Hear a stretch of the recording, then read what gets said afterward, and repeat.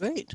Good evening, everybody. 7:31 on the 13th. Welcome to our work session. Do we want to do the pledge? Because I once again do not have my icon for the flag. That's me stalling in case anybody else can get one. But okay, I'm going to stand up, stretch my legs. Pledge allegiance to the flag of the United States of America and to the republic for which it stands, one nation, under God, indivisible, with liberty and justice for all. Hey. Sorry, so we're going to go through, do we want to do attendance? You don't need to at a work session, but we certainly can. No, we don't need to. Sorry.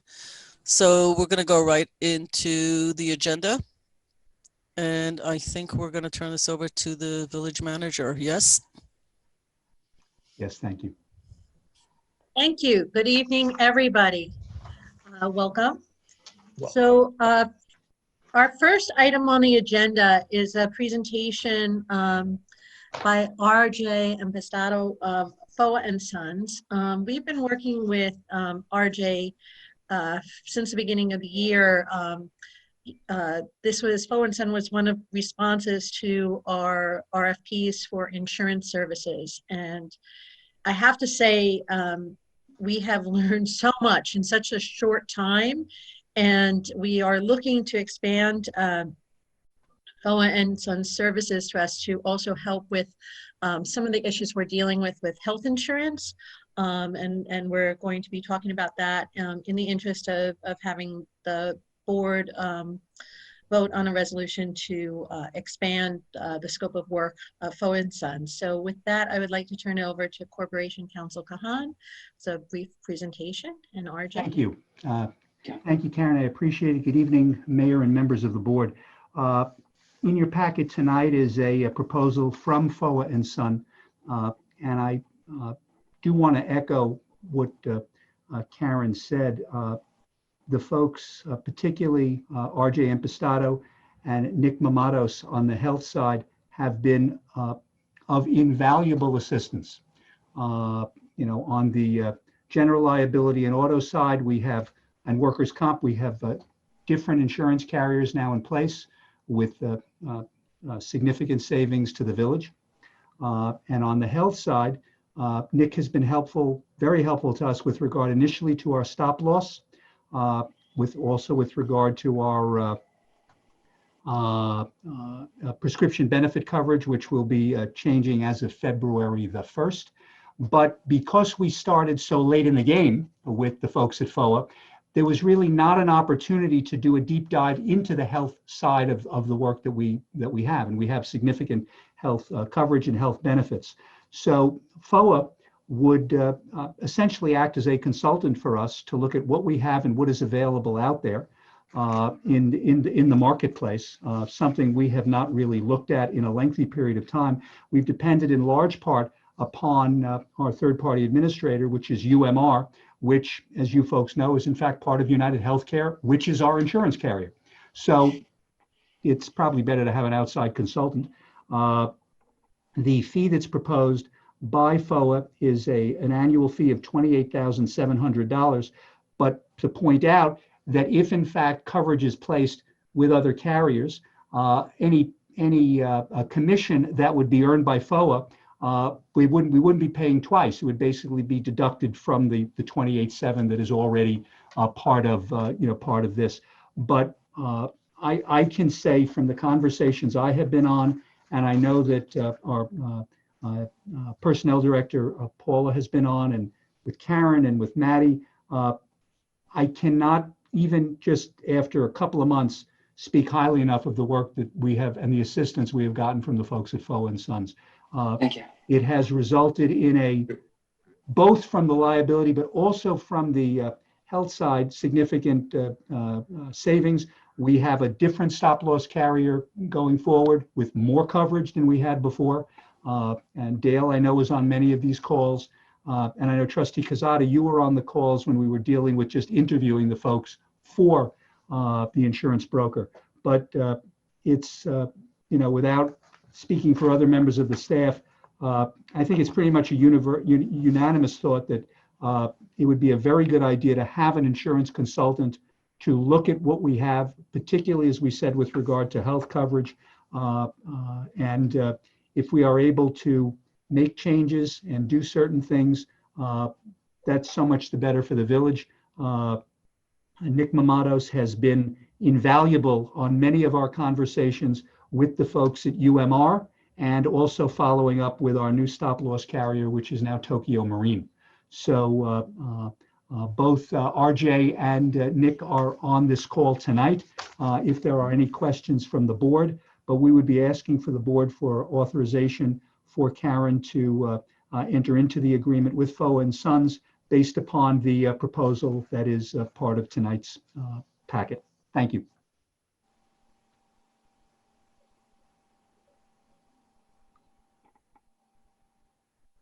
Okay. Are we going into a presentation now with them, or only if you want? I mean, as I said, it's been submitted, so they're here more to answer questions if you if you want to, if there's anything you folks have. But anybody have any questions or comments since they're here with us? I do not, and I don't feel it's necessary myself to see a presentation. I think our staff's opinion, I value it, and I think we could move forward with this. Thank you. Thank you. Everybody's, I'm looking at my gallery, so. If I may, I don't know if Omar has it, but I have. No, Omar's shaking his head like he's agreeing with Bob, so I'm going to take it. There you go. Okay, so Manny, please. I do have, I guess maybe two questions, if anything. Sure. Stuart, I'm disappointed that you didn't let me part of this whole process. I would have loved to learn a little bit more of that. So that's sort of the negative, that I wasn't part of that. I learned a lot from RJ and the part of the interview, and I found that for me itself, it was very, very helpful for the stuff that we as a trustees do. I think that's an element that sometimes we don't see it. That is, I think, valuable for us to be part of it. At least that's my perspective. I don't want to speak on behalf of the board either. But I do have a question in regards to this agreement. If we were to do this, will this be an annual process, correct? It is viewed as an annual agreement. Yes, sir. Okay. Now, will this be as a one package that we're putting together instead of having two different? I want to say two different agreements within the company itself, within foreign. How would you? Well, we have it right now. Well, we on the, and RJ, please chime in if you have it. But sure. On the liability and auto side, the arrangement that we have is a flat fee, so there's no commission paid. And frankly, all those carriers, I believe with the exception of maybe one or two, we have all new carriers on that side, both for workers' comp, excess, or crime coverages with a new carrier. So it's all different. This side, Trustee Deputy Mayor Quezada, is primarily related to health, which is why Nick is on the call here. And I apologize for not having you involved. I'm sure you would have loved to have sat through the hours of calls we had on stop loss insurance and the healthcare. If you wish to be on those calls, I am sure that I can have Paul and get you on next time. Not a problem. But to the extent as it would essentially be a standalone agreement from the other agreement that they have, and it would go. What I would think that we would do is probably have it for, let's say, 3 years, which is what we're doing now in terms of reviewing with our consultants, and then potentially seeing if for an RFP at that point. But there would be, basically, this is from the health and benefits side. The other is decided is primarily through RJ and his folks, and that. So I think it would be two standalone agreements with FOA. Great. Yeah. Thank you for clarifying that. Sure. So this is my last question. This was not budgeted as part of the 2021 budget, correct? I do not believe so. I don't think it was, no. Yep. Right. Yep. No, it was not. But I had actually budgeted a little more in accordance to what the second pass was for health insurance. And then we are going to realize some savings due to the RX change. So I think we're covered in terms of costs. So that was my next question to Del. Thank you, Del. You're welcome. So I don't have to ask that question. So thank you. That's it. I mean, I feel comfortable with this. I know I know that we'll be saving money going through this process. So I do appreciate that, Nick. You know, I think I've seen you before. I don't think we had that opportunity to talk, but maybe in the future, maybe next time. I'm available for lessons anytime of the anytime of the week. Thank you. I don't have any questions, any additional questions. Thank you. You know, if I may, I just want to add one thing that as part of the savings that will be offered to the village is we now will be getting drug rebates that we were not getting before. Pharmaceuticals rebates can be over $100,000. You were not getting that with before. You will be getting that going forward, and so that's at least conservatively $100,000 that you'll see aside from the savings from the previous.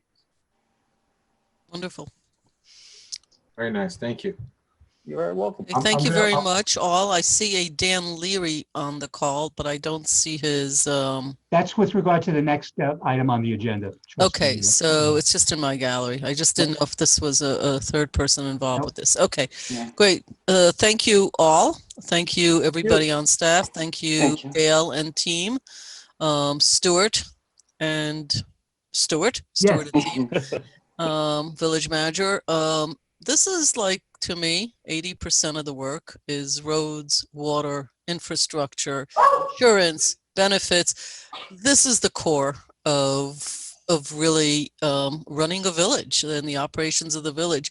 The other 20%, maybe even less, is the big items that we talk a lot about, the political stuff, the aspirational stuff, but this is the core of running villages. So I've said this before, it's not sexy, but it's the important stuff, sort of like paying rent every month, you know, that's what you got to do. So we appreciate it.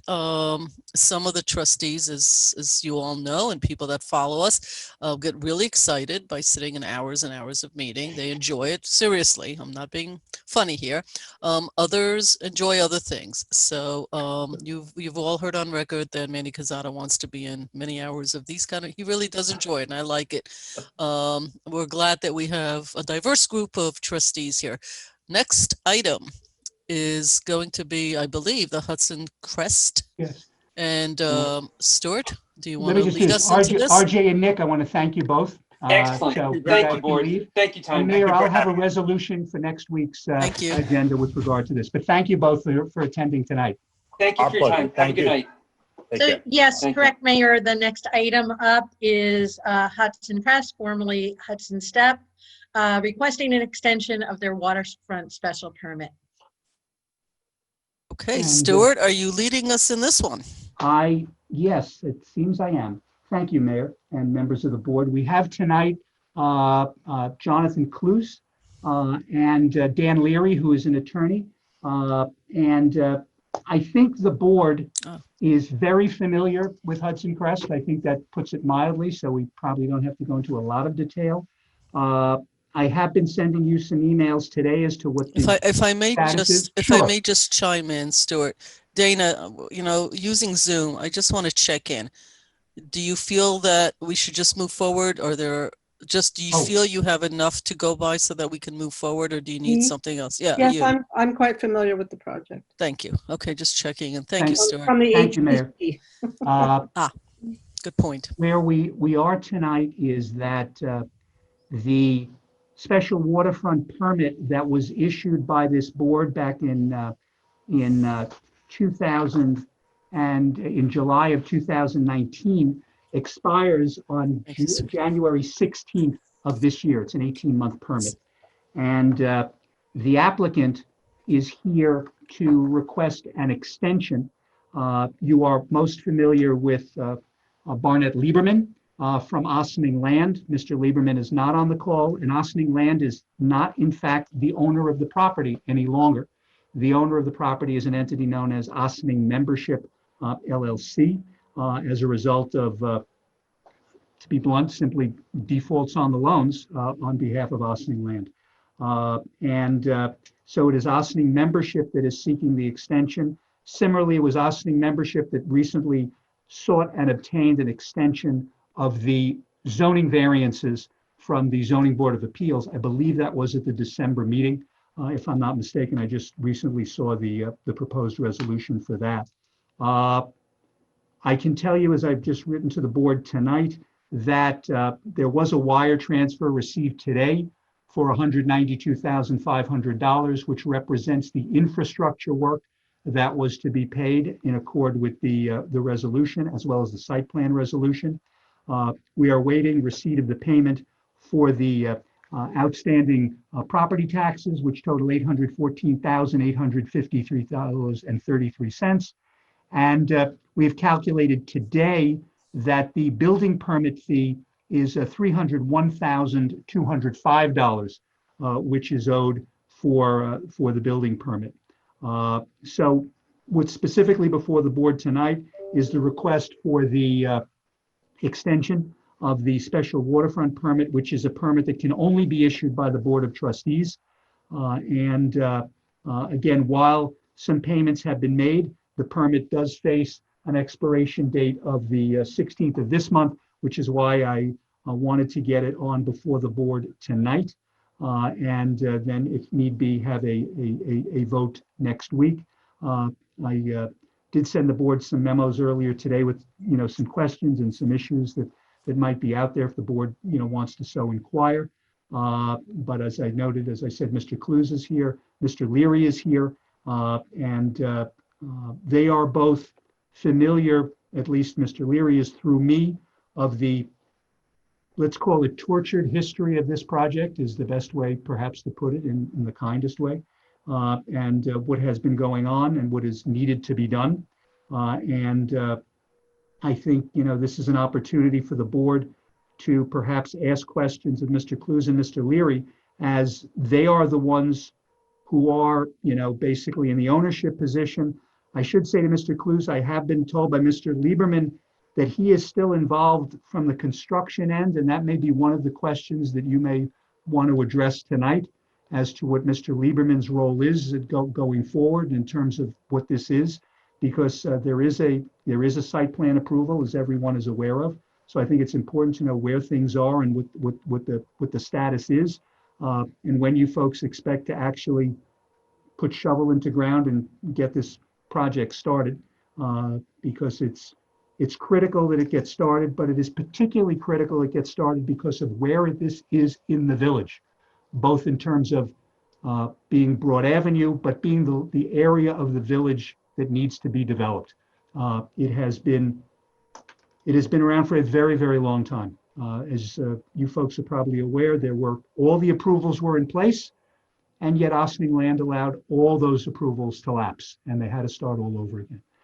We have a historic building on site, the Smith Robinson House, which, while it did get a certificate of appropriateness from the Historic Preservation Commission, there are significant concerns about it being properly protected by the elements. That is clearly something that is important to the board, to the HPC, and frankly to the public at large. So with that sort of preview, Mayor, I don't know if you wish to hear from Mr. Clues and Mr. Leary first, or if you want to ask them questions, whatever is your pleasure, but that's literally the status as of right now. Thanks to Dale for letting me know where we are in terms of money coming in, and that's the status as of this time.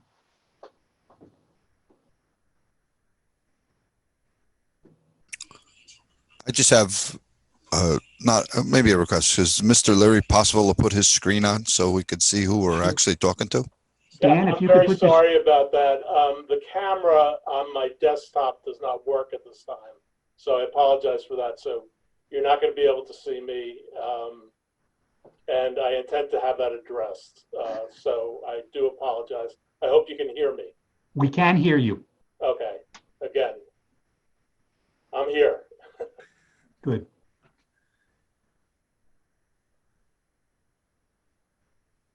Mayor, you're muted. You're muted.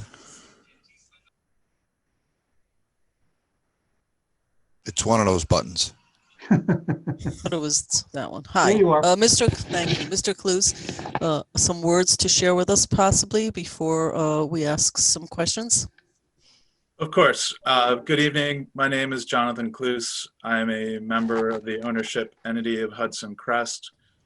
As Mr. Kahan referenced, we were previously the lender and found ourselves assuming ownership in the beginning of November.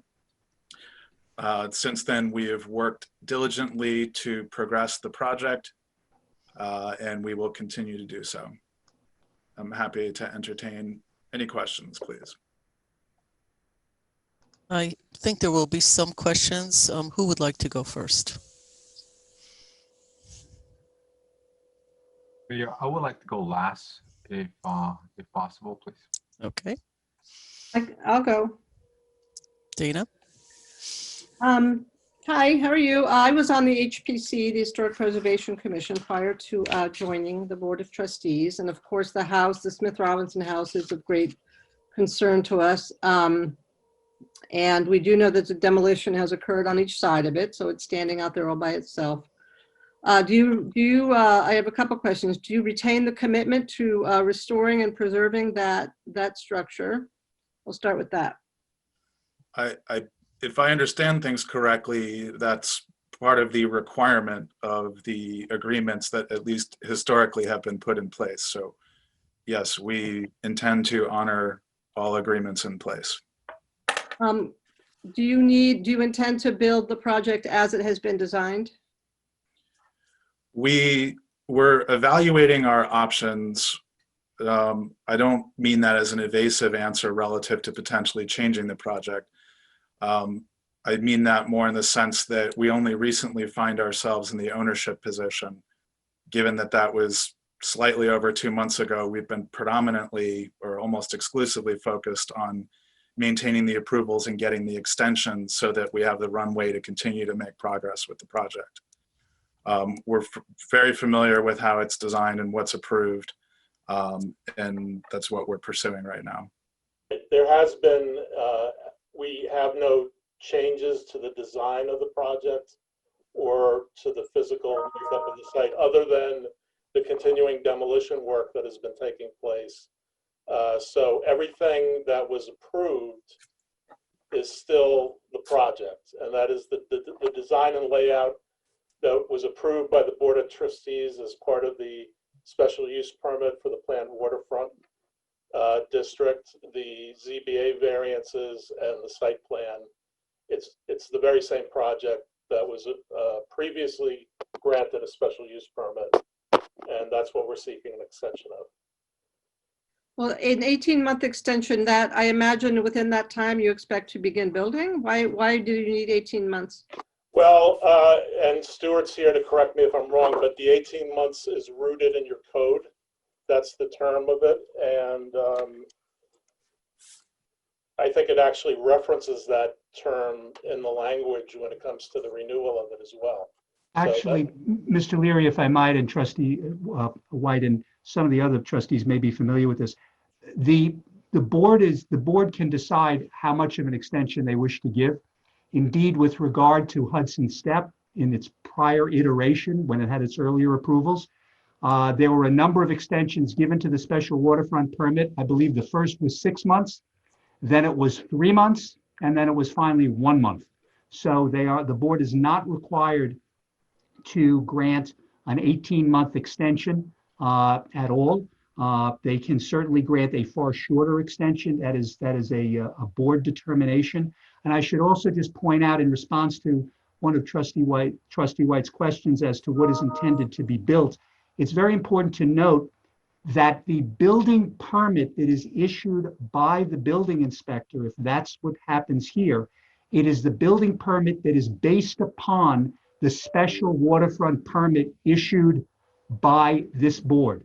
So it cannot deviate from that in the least and has to follow the site plan. So if there is any intent by Ossining membership or anyone else to construct something else, now would be the time to raise that, because that would be contrary to what was granted in the special waterfront permit and in the site plan. I guess then the question becomes, can you use a shorter amount of time than 18 months? I mean, if you, can you start building in a shorter period of time than that's a year and a half? That's a question. Right. We understand that question. All I can say is that we're doing everything we can right now, having taken over the project and ownership at the end of October, to move the process forward. And we've done a lot of things in the since the end of October. Jonathan can go through them, but we're definitely moving the ball down the field. And of course, if it can be done before then, we would do it. But you know, at this point, we don't have a definitive date for that. But at the same time, I agree totally with what Stuart said. That is, if we pull the building permit and get that issued, then under your code, that basically vests the special use permit approval, and there's no need for an extension. That all goes away. But at this point, because we don't have that, we're seeking it, and we just want it in place to have the opportunity, you know, to get our ducks in order to move forward. And I think we have a demonstrable track record with what we've done so far, and doing a lot of things in a short amount of time toward making this happen. Are you looking to sell the property with the current approvals? Dan, I'll take that. Sure. I think the best way to answer that is we are still evaluating all of our options. One option could be selling it. Another option could be developing it ourselves. A variant in between could be developing it, say, in a joint venture with another or with a developer. We've not finalized our conclusion at the moment, so I can't tell you exactly what we'll be doing, other than continuing to do what we've done, which is work as hard as we can to make meaningful progress on the site and continue to move this project forward. And then under any of those scenarios, we would need the approvals obviously in place, unless the building permit is issued. And just so the board is aware, if a building permit is issued, construction must begin within 6 months. Otherwise, the building permit becomes null and void. Okay, that's all my questions. I'll go next. Stuart, Yes, quick question. The zoning board variances and the planning board approval, are we at the stage where they are lined up with each other? Yeah, I believe the zoning board granted the variances in December, so it would have gone, I believe it goes till May or June. They're now within, I think, weeks of each other, because Okay. I think the planning board, the site plan, I believe, is May of 2021. So everything is now within maybe 2 or 3 weeks, if not the same, if not even closer. Okay. I believe Mr. Leary mentioned something about that there is still some demo to be done. The intent of a time frame to start that demo, and I believe their demolition permit is, I'm sure, has expired. So they can obtain that as the owners / developers right now. They should be able to obtain a demo permit and continue that demo, correct? That would be correct. Yeah, Jonathan can give you the exact update on that, but we have been doing that. Jonathan, go ahead. If I may, we had an extended demo permit. We've been doing the work on the site. The last I was in front of everybody was at the ZBA meeting, I guess approximately a month ago. I represented at that time that we were going to make meaningful progress on the demolition. I understand that there was a preliminary inspection with the building inspector and our demo contractor.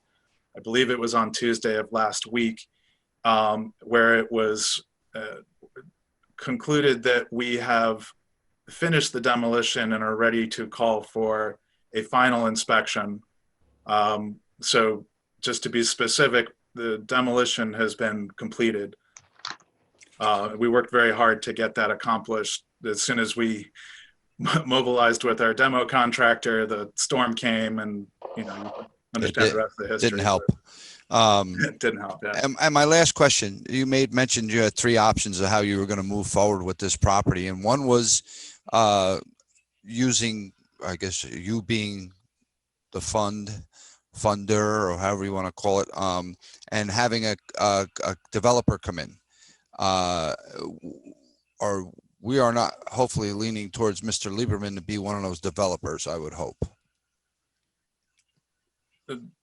I think I understand the question that you're asking. As I mentioned, the 3 there's probably more variants, but to bookend it, we could sell the site, we could develop it ourselves, or joint venture with the developer.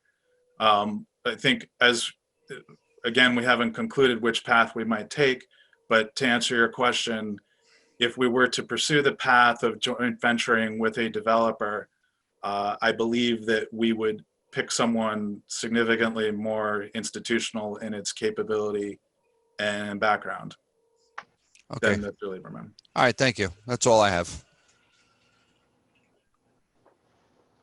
I can go next. Thank you for coming, Jonathan and Dan, if I can call you Jonathan and Dan. Feel free to call me Omar. So here's the situation that I am in. I'm getting to know you, Jonathan, and I think Dan, although I'm not sure, tonight, and you're making a request that on its face should be relatively straightforward, but is based on trust. And being one of the newer trustees on the board, I have few scars with respect to this project. Some of my colleagues that have been on the board longer have much deeper scars with respect to this project. And that trust on the board side, I can only speak for myself, but in many ways has eroded. And so we find ourselves kind of asking these questions, trying to get a sense of, are you serious? Are you going to follow through this time? And it feels hurtful, and I will appreciate just a few minutes here. It feels hurtful because this project is located in one of the sections of our village that could use the most love. That if a project of this magnitude were to be in this state for this long, in many other parts of the village, folks would have been up in arms in these meetings, ensuring that things are moving forward. But the situation being what it is, it's been allowed to be untouched for a very, very long time, undeveloped. What I would like from you, either one of you or both of you, is if you could start with, help me rebuild my trust in you. Why should I believe what you are going to say you're going to do? Dan, let me start, if I may. Thank you, Trustee Lopez. It's nice to meet you. Please, call me Omar. Omar, it's nice to meet you. Let me go rewind the tape a little bit. As I mentioned before, we were previously lender and more recently came into the ownership.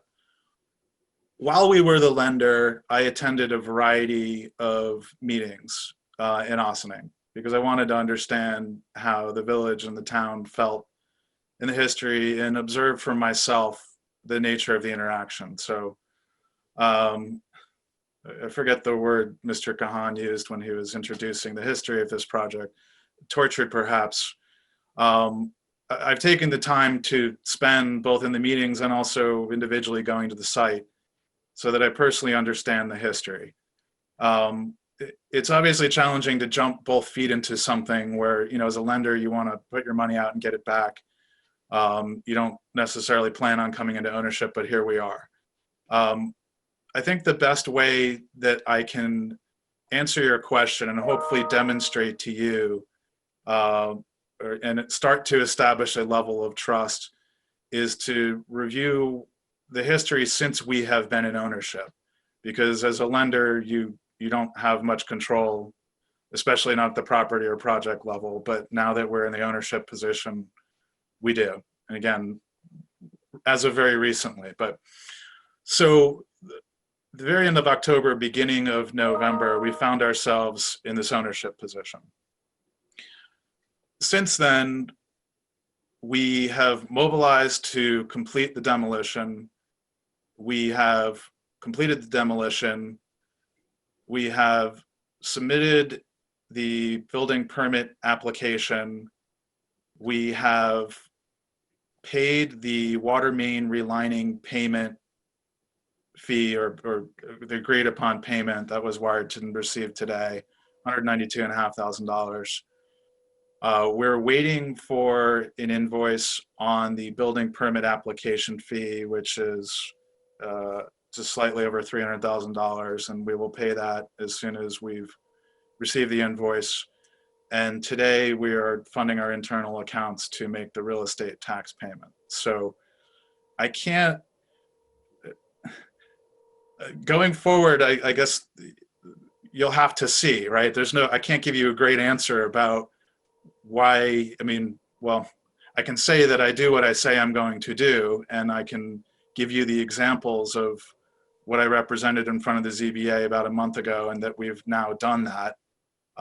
Perhaps you get the sense that I'm fairly measured in my responses because I understand the history here of expectation management and perhaps not delivering up to expectations. So I'm very mindful of not over-promising and under-delivering, but hopefully meeting expectations by setting them correctly. So in the short time that we've been in a position of control, we've done everything that we can to advance the project, spend money, spend time, and understand sensitivities as well. I understand from the ZBA meeting that a former, pardon if I refer to them incorrectly, but board member or trustee didn't want their name on the sign that was on the site, and we took care of that because I listened to the sensitivities and we took care of it. So I guess evaluate me on what we've done since we've been in a position of control in the last 2 months and ask me the questions, and I will give you the answers as they exist right now. And you'll have to judge how we work going forward. But I think that the track record, or at least short track record that we've established in the last 2 months, speaks for itself. Mm-hmm. Mm-hmm. I appreciate that. I do appreciate that. So what we're doing now is trying to negotiate the terms of this deal. And usually when someone has bad credit, and in this case, it's bad relationship credit, social credit, the terms of the deal are worse than if you had good credit, in which case a lot of trust would be extended to you. But I also don't want to advocate for giving you a really short amount of time, too short for you to actually do something meaningful. And so what I'm trying to figure out is what is the smallest, shortest amount of time in which you can make some kind of meaningful progress that would then have me committing myself on behalf of the board here, having the board commit itself to a 1.5 years of hoping that you'll move forward. Given those parameters, what would you recommend would be the shortest amount of time you would need to make meaningful action? Dan, I'll start to answer that question. I can answer it from a business perspective. And I don't want to sound like a broken record, but we've not yet picked a specific course of action. Frankly, not knowing if we have approvals or extension of approvals in place, it's hard to make longer term plans. Although, again, we're mobilizing to do everything we possibly can, both for ourselves and for you guys. I honestly don't know the shortest amount of time during which we could make meaningful progress. I haven't thought about it. I understood that the extension is for a certain amount of time. I understand that you guys are bringing that up as a topic of discussion. I haven't thought it through. Okay. So I'll end with this because I want to be respectful of your time and my colleagues' time. In the beginning of the meeting, when Dan, you said that I forgot who, I think it was Manny who asked to have Dan, your camera on, and you said that it was broken and that you would commit to getting it fixed, but that you apologized before. It felt like it was indicative of the whole situation, where it's like, of course, this is like what we're running into. We're getting half of what we want and a promise that it's going to get better. And of course, like this is a situation with your computer camera that in the large sense, it's inconsequential, but is indicative of where we are. I'm sitting here now, I'm going to have to try to guess. I'm going to say, all right, guys, how about we give them 3 months? And you might say, well, actually, like the minimum would be 6 months or whatever, to try to have you make some progress toward making a decision, whether you're going to build, sell, or in partnership with someone else, do something else. I'm going to try my best. I'm not an expert in land use or construction, even a little bit. So this is going to be like based off of my best guess of a few decades on Earth and a few years watching village stuff. But I'm going to, I say this to you because when you're telling me that you're not sure how much time you'll need, then I'm not sure how much time I can advocate to give you, except because you have short credit, it's going to be short time to start. And that's all I have.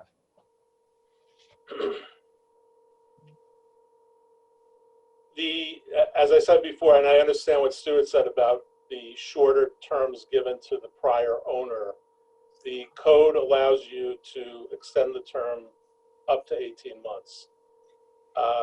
The prior owner, I believe, the reason you did that is because you start to lose your trust in the prior owner and getting things done. We're starting fresh here. We're a new owner. I think we've demonstrated so far that we're committed to making this move forward. And so, you know, we're asking for 18 months. And again, if the building permit gets issued, then it becomes a non-issue anyway. But at the same time, just because we're relatively new, but I think we've shown that we're proceeding in good faith and doing everything that needs to be done. We're making the payments that were long overdue and delinquent and had not been made the last time you had to consider an extension. And I totally understand that we've earned at least a threshold trust that we think you should consider the term. But I know that you haven't done that all the time. The ZBA and the site plans approvals go until the spring. So, you know, we'd have to go back to them at that time if we need to, if the building permit is not issued for some reason. But right now, as you can see from the correspondence I wrote, we are asking for 18 months, which is the standard term in the code, understanding that in the past you have not given that to the prior owner.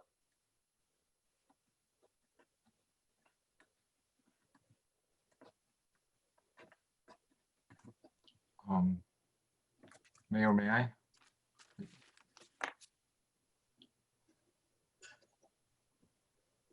I could. Sorry, Manny. Yeah. May I go? Yeah. All right. Thank you. You know, Omar, thanks a lot. You know, I was actually going to start with the trust portion. That was one of my notes. So you took that away from me. That's okay.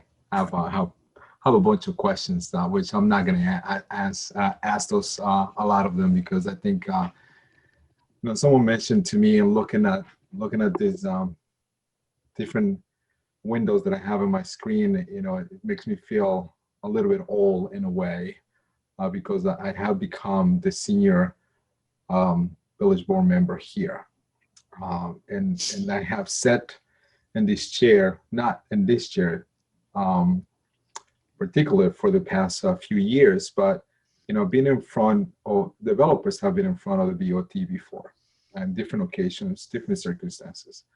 And I remember my first year. It was one of the developers on the waterfront, And when I asked him, do you have the money to do this project? He said, yes. And I remember that because someone asked me to ask that question, and I wasn't sure why they asked me to ask that question. And I understood later on in the years. Developers had come in front of us, and that was one of the first questions I always had asked. Do you have the money to develop this project? Guess how many times a developer has said, yes, I don't have the money to do this, but I'll find the money. 0. Every single developer has said, yes, I have the money, I have the funds, and I'll make this happen. So the year again, a new owner for this particular development is in front of us. And for what I'm hearing, it's not really quite that. It's telling me that you have 3 options in a way. Sure, develop, sell it, or partner with someone else. So that's a little bit different in a way, for me at least. So you are selling us something that saying, well, we just pay you $192,000. You know how long it took this particular developer to pay us $192,000? I have our village engineer here, and I can ask him, when was the realigning of Hunter Street was done? And I can tell you, it wasn't last year, and it wasn't the year before. Thank you, Paul. 6 years ago. So when you tell me that you just pay that money, you're not doing me any favors. Okay, the village, the community has waited 6 years to get that money. 6 years. Do you think that's fair? It's not. How many times, and Jonathan, sorry, Mr. Carlos, I've seen you before. You've been in front of, in the audience when Mr. Livermore's been there. Yes. You know that I don't hold any punches, but I'm gonna hold myself tonight because, to tell the truth, I don't trust you. I don't trust the people that had worked on this project in the past. And I'm really, it's offensive. I feel offended with this particular project. I was excited about this project a few years back. I really thought it was going to be something different for our community. I really thought that we're going to make a change. I don't feel the same way. I don't trust developers that come like this. And you said it yourself, you're a lender, you're not a developer. And so you're looking to sell this property for somebody else to come in and develop. How do we know who this person is? How do we know what kind of project are they going to pull out? They're going to come back in 6 months or 7 months or 18 months again and say, look, we can't figure this out. We need another extension. We've been going through this for years. This is not my first rodeo on this project. You know, so you're telling me that you're waiting for the building permit to come in. My understanding is there's still some reviews to be done by IBC.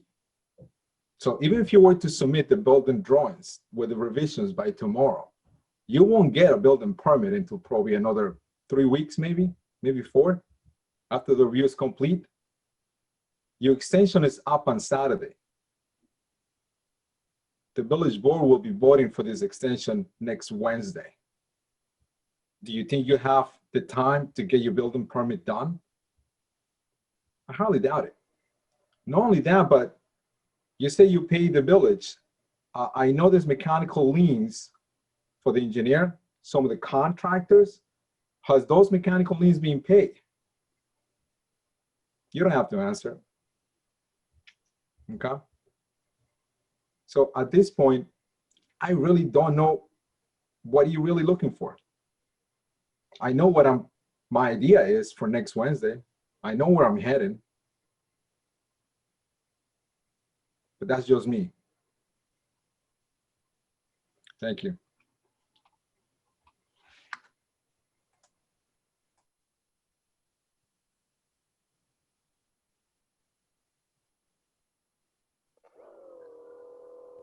Manny, you done?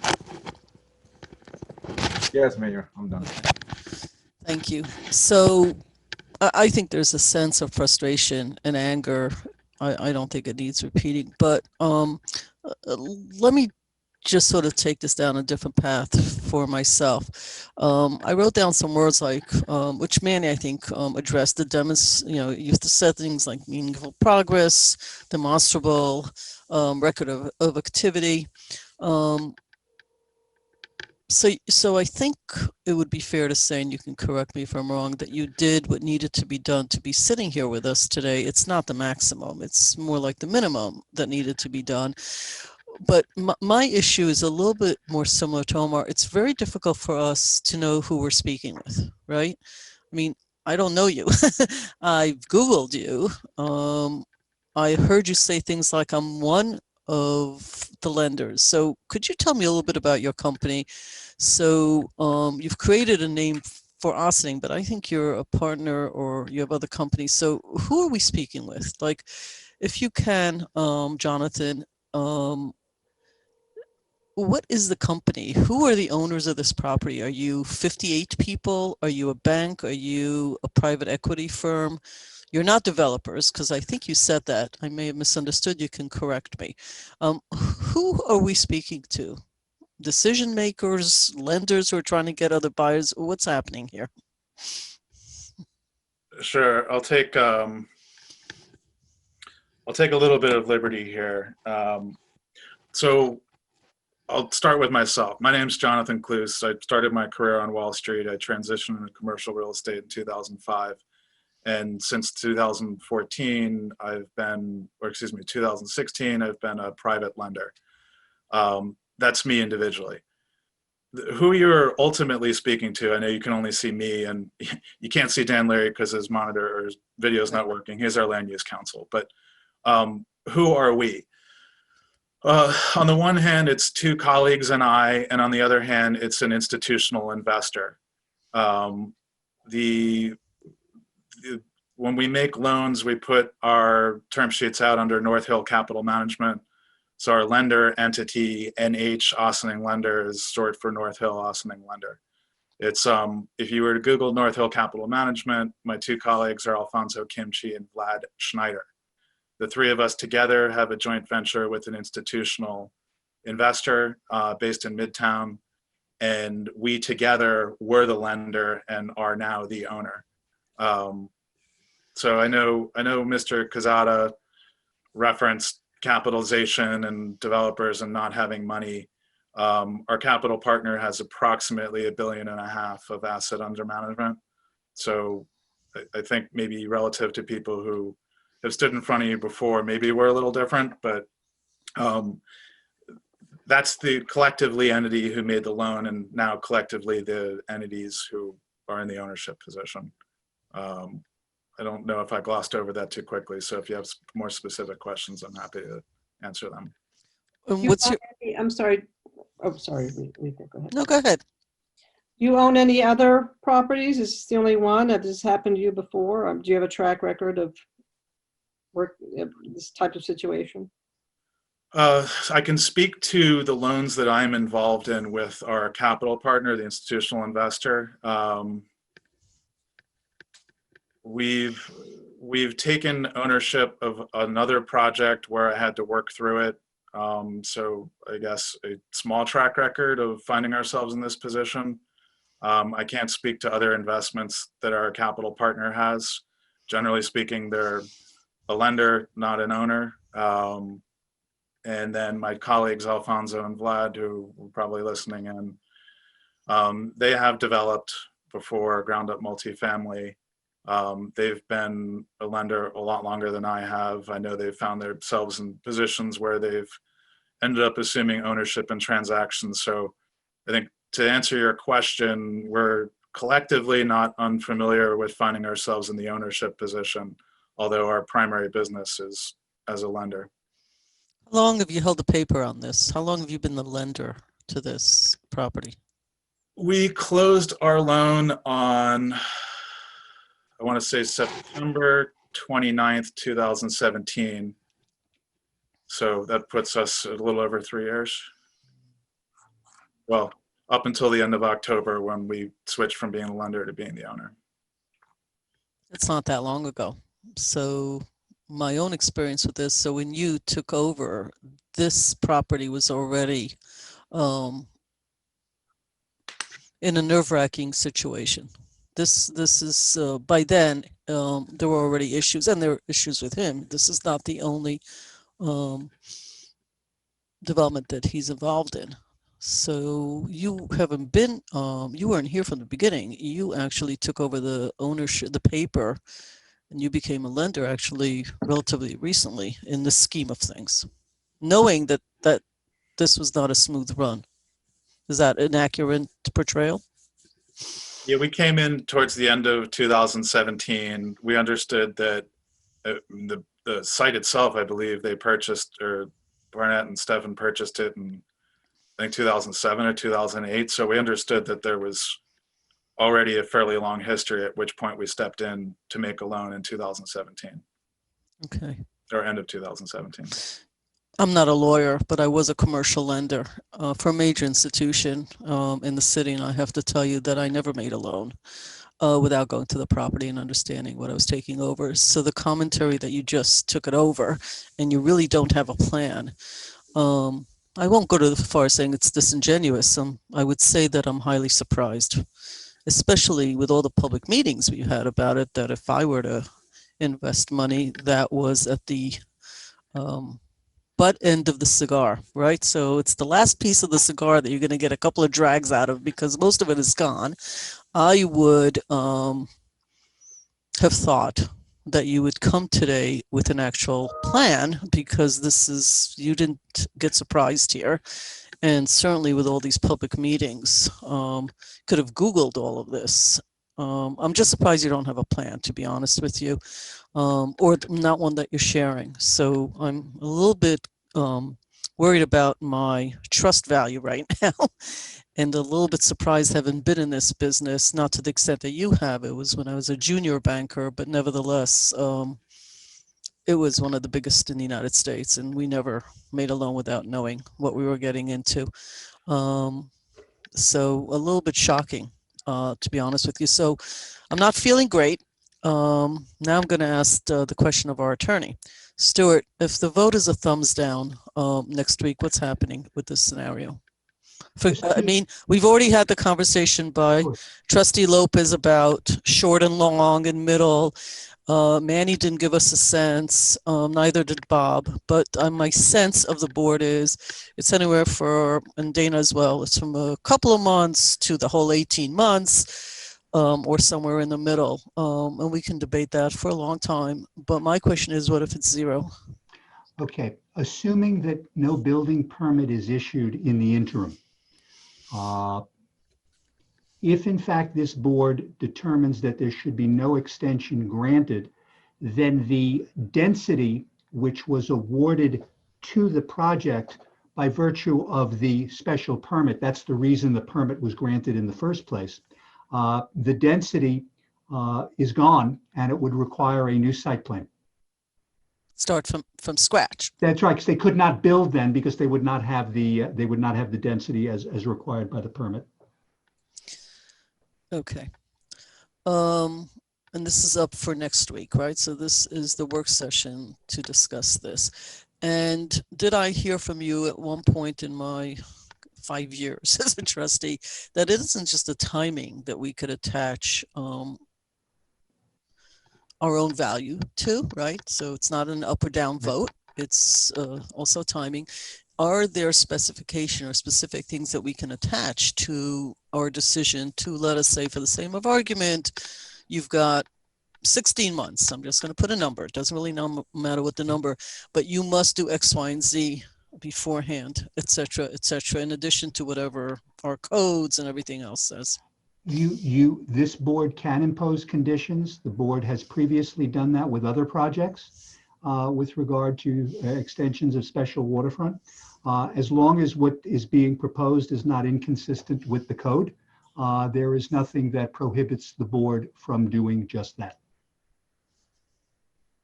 Could I ask a quick question? Sure. Please.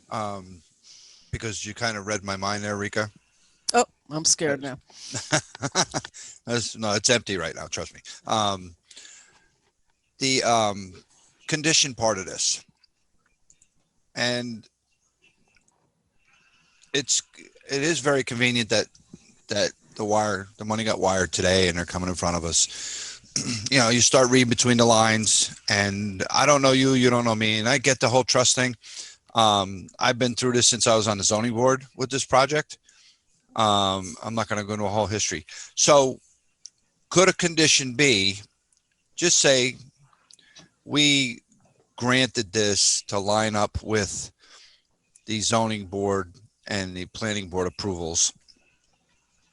We could request them to come back on a month-by-month basis to give us an update of where we are with the project.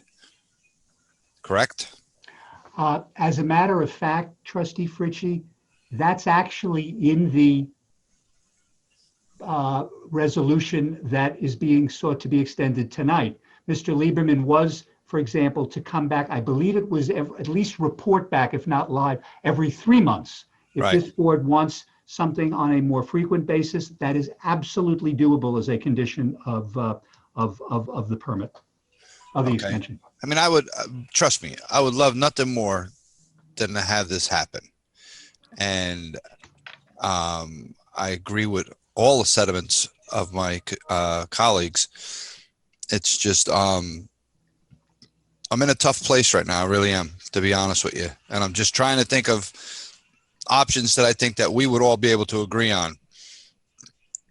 There's not many, but you know, this is definitely needs further discussion, and I appreciate you guys coming in front of us. And you know, I don't think anybody out here is calling you a liar or anything like that. It's just, you have to understand, we've been burnt, and you know, you get burnt, it kind of sticks with you, and those scars don't go away too easy. So and I know you're not Lieberman, all right? You just ended up with him. So if I may just clarify one thing, because I think it ties back to a point that you're making now and a point that Ms. Levin made before. As a lender, we're not in a position to do anything. We have no, we expose ourselves to liability if we try and insert our motives over those of our borrower. And it's only been since November that we've had an ability to do what we're saying we're going to do and follow through and be here to speak with you. I personally have a full appreciation for your frustration in history. I've observed it sitting in front of some of the meetings, and I'm aware of the history, and I understand where you guys are coming from. Now that we are in a position to do something about it, we've been doing it. And I appreciate you guys giving us the opportunity to speak tonight and answer your questions. No, and I thank you for that. And I, Stuart, so one other question. So we set this up to align up with zoning and planning, and we do this month by month check-in. Do we have the option that if the board is not satisfied on a month by month basis to pull that permit?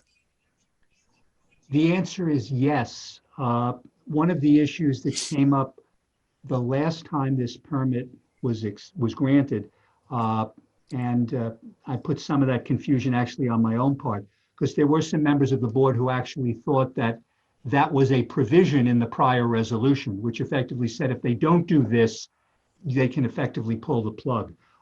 You can do that. That can be an explicit provision in there that if you do not think that you know, certain progress has been made, and again, you can put that in. I just want to make the point, because it's something Mr. Leary said, and it is correct. Once the building permit is issued, this special waterfront permit effectively is folded into the building permit. In other words, that they would not have to come back before you again. Right, but the permit, our permit has to be issued before the building permit, correct? Absolutely. Okay. They cannot. That's correct. And until they get a building permit, they must get an extension from you. That is correct. All right. I'm good. Thank you. May I just mention something else, Stuart, or Rika as well, please? Yeah. So And Mr. Jonathan, I guess, if I may, if you were to get an extension next week, let's say,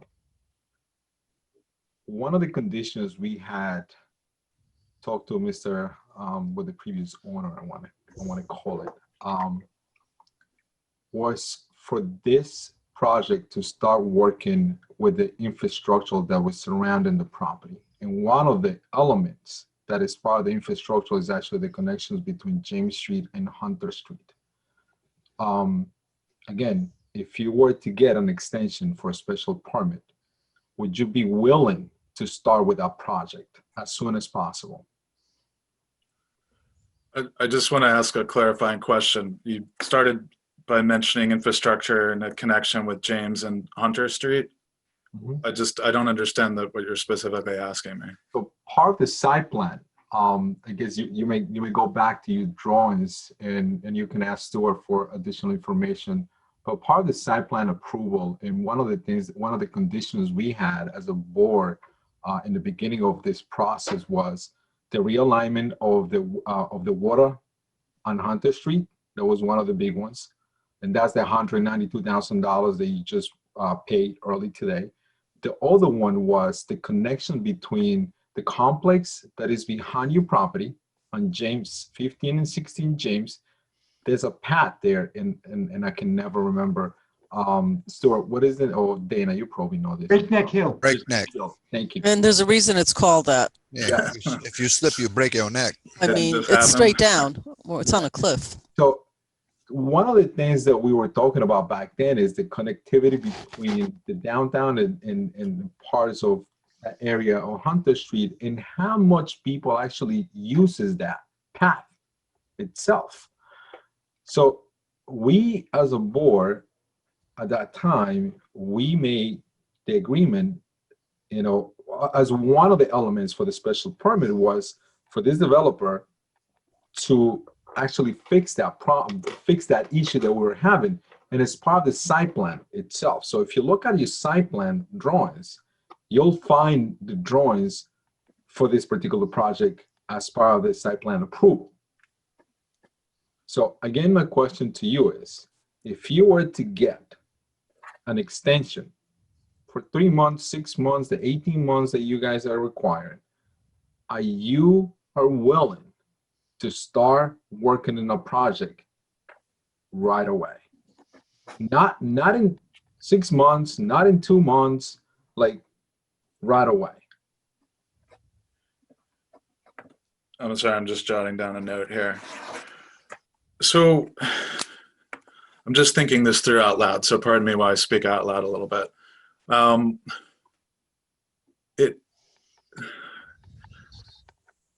Starting to work right away on this project, are you referring to just like I suppose it depends on which path we end up concluding we want to go down.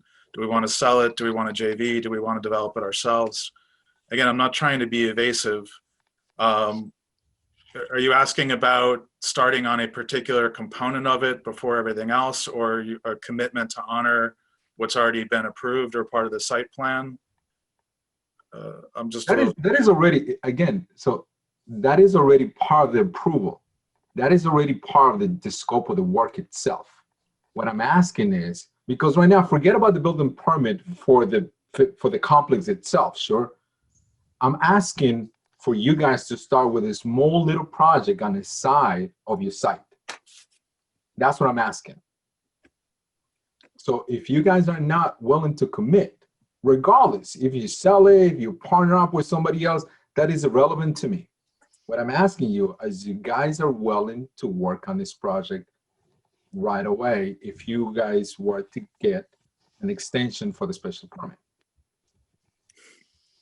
All right, thank you. I understand the question. I don't know the answer to that at the moment. The reason is I have an institutional capital partner. I want to speak with them about it. I think it's something we would surely entertain. I just don't understand the scope or scale or cost of that to answer the question right now. And I'm genuinely not trying to be evasive. Now, Paul, I think Paul is on the line. If I Paul, do you recall how much was that project, rough estimate that we were talking about? I want to say 200, but I could be totally wrong. Oh, if anybody else, Stuart, do you recall how much was it? I don't. I'd have to go back and look. I know it's on the site plan, but I do not remember those numbers. I don't recall. That's okay. That's fine. And you guys can look at it. Again, to me, if you are willing to earn the trust of not just of us, I'm just one of many. I'm talking about the community and definitely the neighborhood where this particular project is. It's a simple commitment. It's a yes or no answer, regardless. So if you guys want this project to succeed, it's a yes or no. But I'm going to leave it as that. That's okay. I'm good. Thank you. I individually can't answer that, given that I have an institutional capital partner, but I do understand your question, and I will follow up on that. I think just this big picture here, when I think through our hopeful alignment of interest, I don't want to assume that I know where you're coming from. I assume that I understand the history of frustration. I think that as we think through this project on our side, and we think about how we want to get this advanced, I think we do need the runway to be able to continue to make progress, and respectfully ask that you consider the extension in that context. And independent of whichever path we end up choosing, I think it still requires a meaningful amount of time, whether it's us developing it, and typically developers would get a construction loan. That takes time. Conversely, if we sell it to whomever we would sell it, presumably would need to go through a similar process of getting a construction loan. These things take time, and I'm not trying to minimize or mitigate the exceptional amount of time that I understand you guys have all been dealing with this. I'm just trying to find a way to establish the trust with you guys, continue to make progress on this site, and have the runway that is sufficient to be able to continue to do so, please.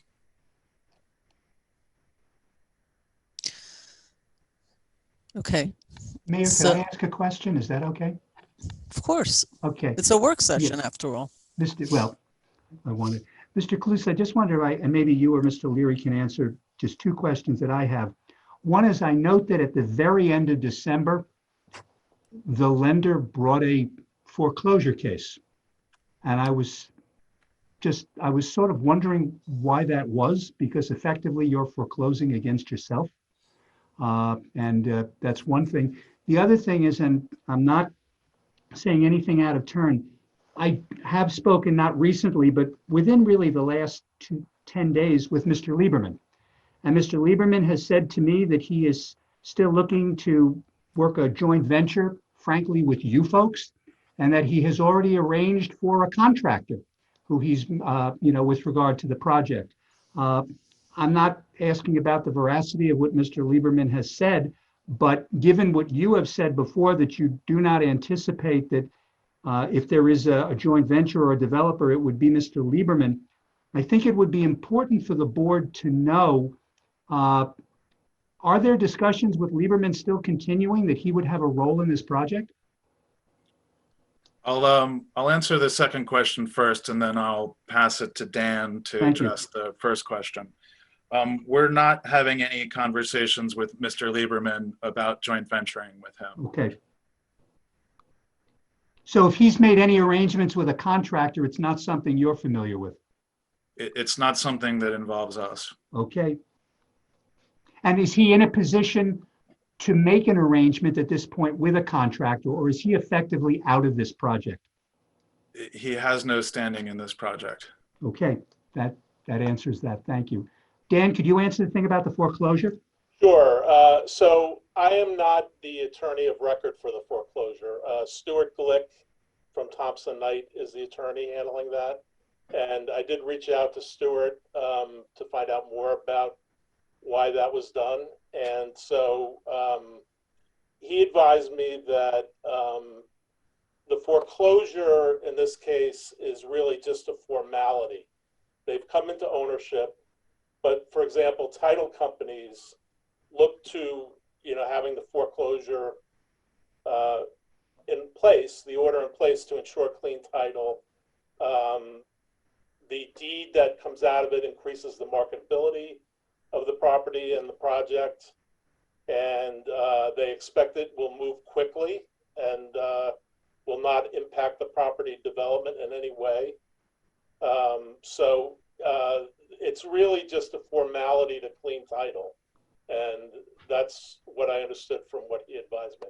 But let me just ask this question, I apologize, it's sort of like in the weeds, but if there is a foreclosure and there is a transfer of the deed, then the owner would become NH Ossining, correct?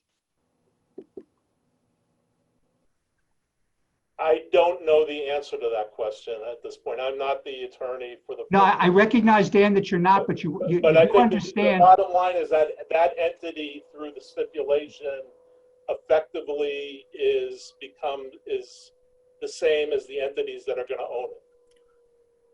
All right, but this sort of goes back to something that Mayor Levin was asking, is actually who are all the players here? Right. Because I'm not familiar with a circumstance where essentially someone's foreclosing against themselves, which is effectively what's being done here. Right. So, I mean, are they anticipating a foreclosure sale? Is someone going to come in? Is there going to be a referee appointed? I know you're not the attorney, right. But it's confusing. And given that there are all these mechanics liens out there, I'm sort of wondering what the purpose was behind doing that. I heard you say to clear title, but let me just say this, as of today, if you check the Westchester County Clerk's website, Ossining Land is still the titled owner of this property. Right. There's no transfer of a deed yet. Is there an anticipation that that's going to happen? I think eventually, yes, but the transfer took place as far as like assigning the LLC interests over to the new entity. That's how it took place. Again, handled by another law firm. I think maybe the best way to address this, Stuart, if you're available and willing to do it, I could reach out to Stuart Glick, the attorney on that, and we could have a three-way call with him if you want to do it that way to find out more from him. But I am not handling that. I got you. I understand you're not handling it, but again, I think you got to understand from the board's perspective, we're not sure who all the players are, because if someone is foreclosing now, we don't really know who's foreclosing on what. And technically, you're right that Ossining membership has taken over, but for purposes of, if you were to do a search on who's the owner of this property, according to the county clerk's office, it's Ossining Land.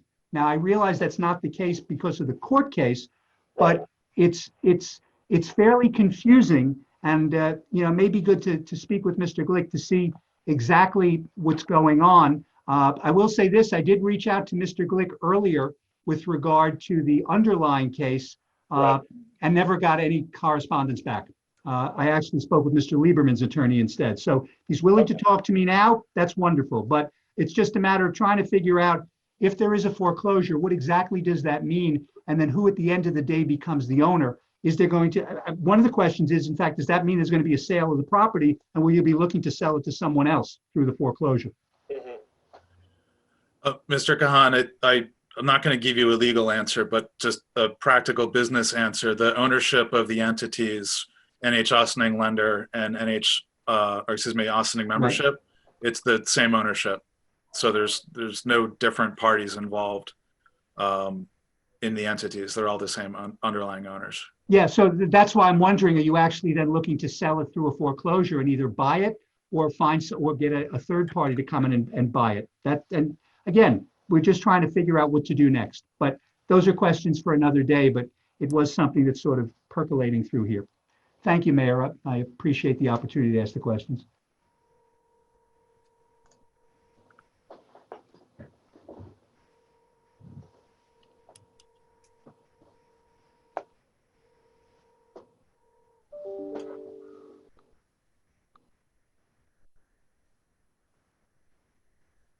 You're muted, Rika. Yeah, I think she's trying to unmute.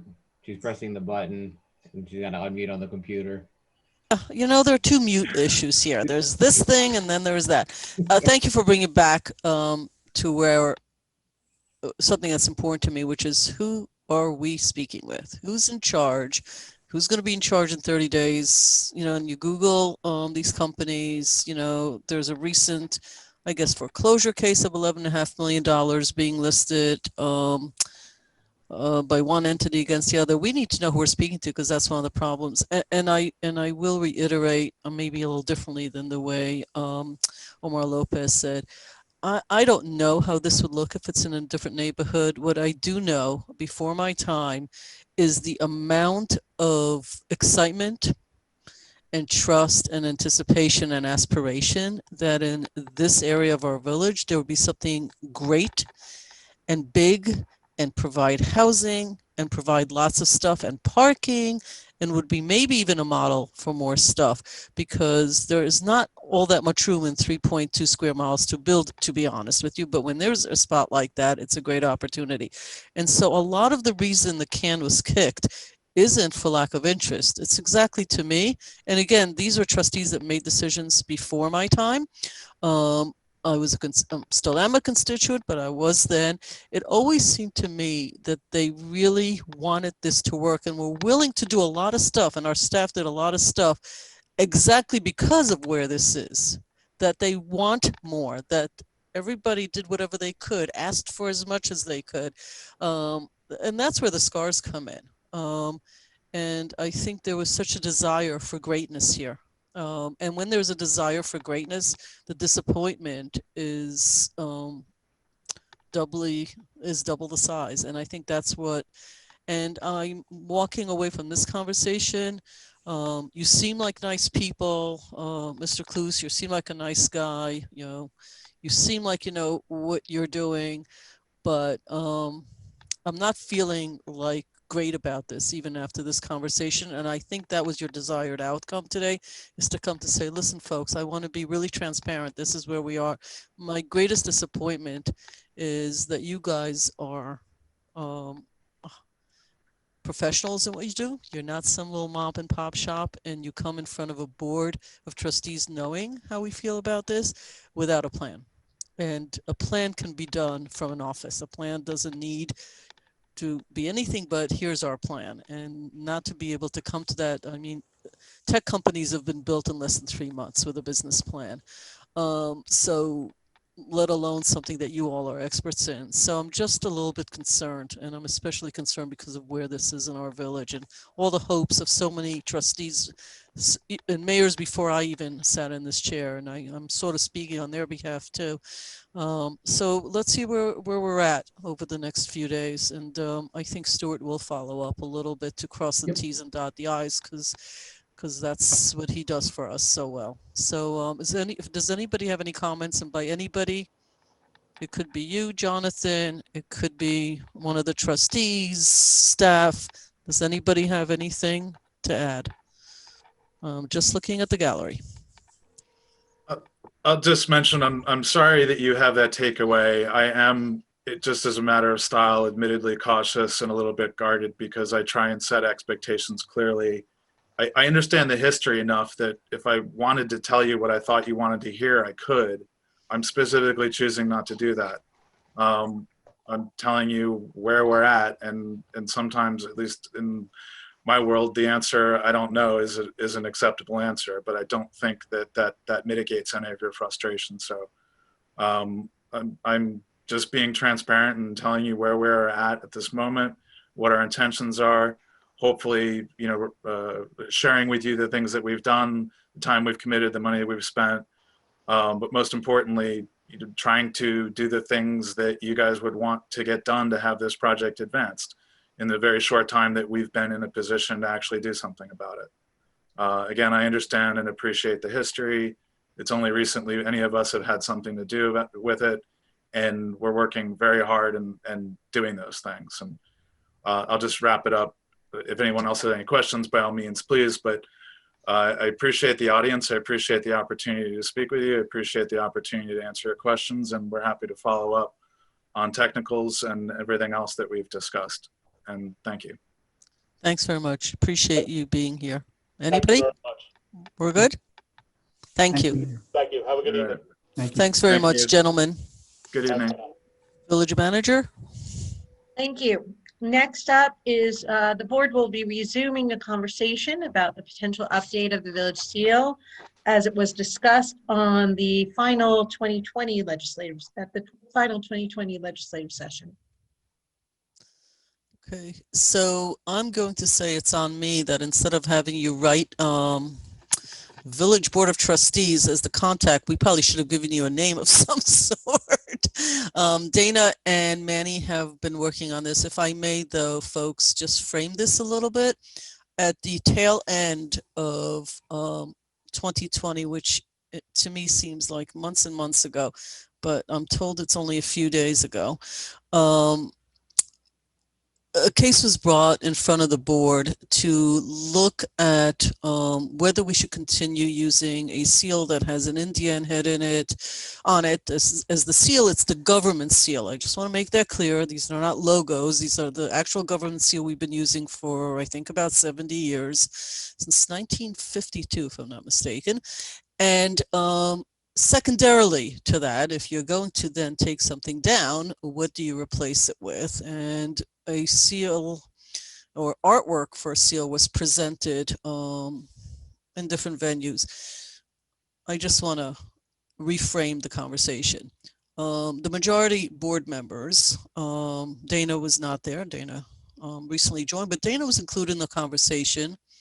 I had spoken to Dana in advance. She was the historian. She was doing some research about seals, etc. So she is not new to this project and has her opinion about, which she will speak about.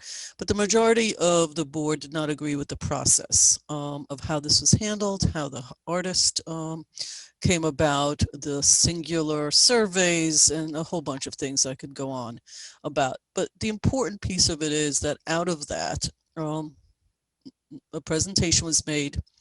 Some of us found it interesting and educational. Some of us learned something. I, for one, learned a whole bunch. I did my own research on seals across New York and Northeast and out West, et cetera, et cetera. Just, I take every opportunity to learn something new on this, in this position. It's one of actually the great things about this position. Where I stand on this and where we spoke to the board is that we were, I would say, offended by the process used. But that doesn't mean that we didn't take seriously the content of what was discussed. And so here we are. I believe it was Manny Quesada. I will be corrected if I'm wrong. No problem with that. Here we are thinking that while this was not a project that could have, should have been part of the conversation with staff, could have, should have been part of the projects put in front with the board, could have, should have been part of the project in the budget and appropriately budgeted for only a month and a half ago. It is now, because the majority of the board believes that it's important enough to discuss. I have spoken to the village manager to say, let us revisit, let's look at it, and let's think about adding this to the 18 projects that we already have committed to, and let's put a plan in place. The majority board, I don't want to say unanimous, because in all fairness to Dana, I'm not going to speak for Dana, although she and I have spoken. That would not be polite, and that would not be an honorable way to function. I've stated this before. I'd like to have us work as a team. I would always prefer a unanimous decision on everything, not a majority. But you know, that's a goal. For me, I think one of the things that also came out of the meeting is commentary that we're not going to go through a process that could take 2 to 3 years. There are communities, in New Rochelle is one of them, that went through an entire process. It was upwards of 2 years and a significant amount of money, both for consultants and then for execution. We made a commitment, I believe verbally, to say, hey, let's not take a long time on this. Let's decide what the community wants for an appropriate survey that we think is appropriate as a board, improve the process, and B, have staff involved, because they're going to live with a lot of the decisions we make, and they have to be involved. They should be involved, frankly, in every decision that we make. Things have to be budgeted, and also what would it be replaced with if the decision by the community and then by the board says, let us replace the Undine head. I that's to me the framing. If somebody thinks I misframed or whatever, I'm sure they'll speak up. And I took a position that for me, I'm not going to have a big discussion whether the Indian head should stay or go, because I don't think the whole process was right. I thought it was highly undemocratic, so I'm not going to go down that conversation. But here we are today, because one of the commitments was that in the first work session of 2021, this would be put on the agenda. And that's where we are today. It's on the agenda. Staff has been, I think, more involved.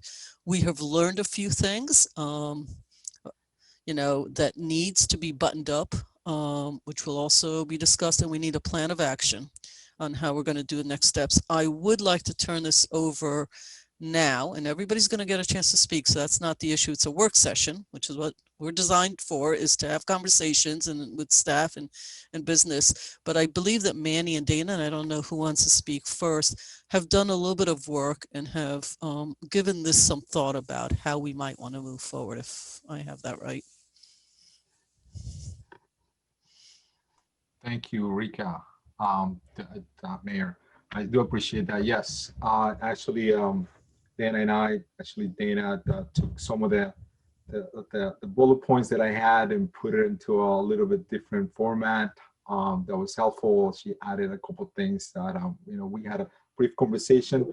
So we put it together more like I don't want to say a survey, but more like an outreach, a community outreach information that I would like to present to the rest of the board and to the rest of the members here and to the community itself. So I pretty much, I sent that over to the trustees yesterday, and I got some feedback, and I got some feedback today. So I added some of that stuff. So Jaime, if you don't mind, Dana, I'm sorry, do you want to add something to that? I'm sorry.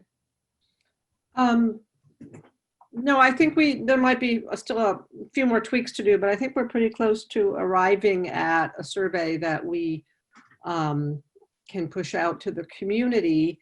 The idea being that those who answer it are village residents, and those who not, you know, people from all around the world. So we're going to really try and focus on that and get a good kind of, you know, and get some data that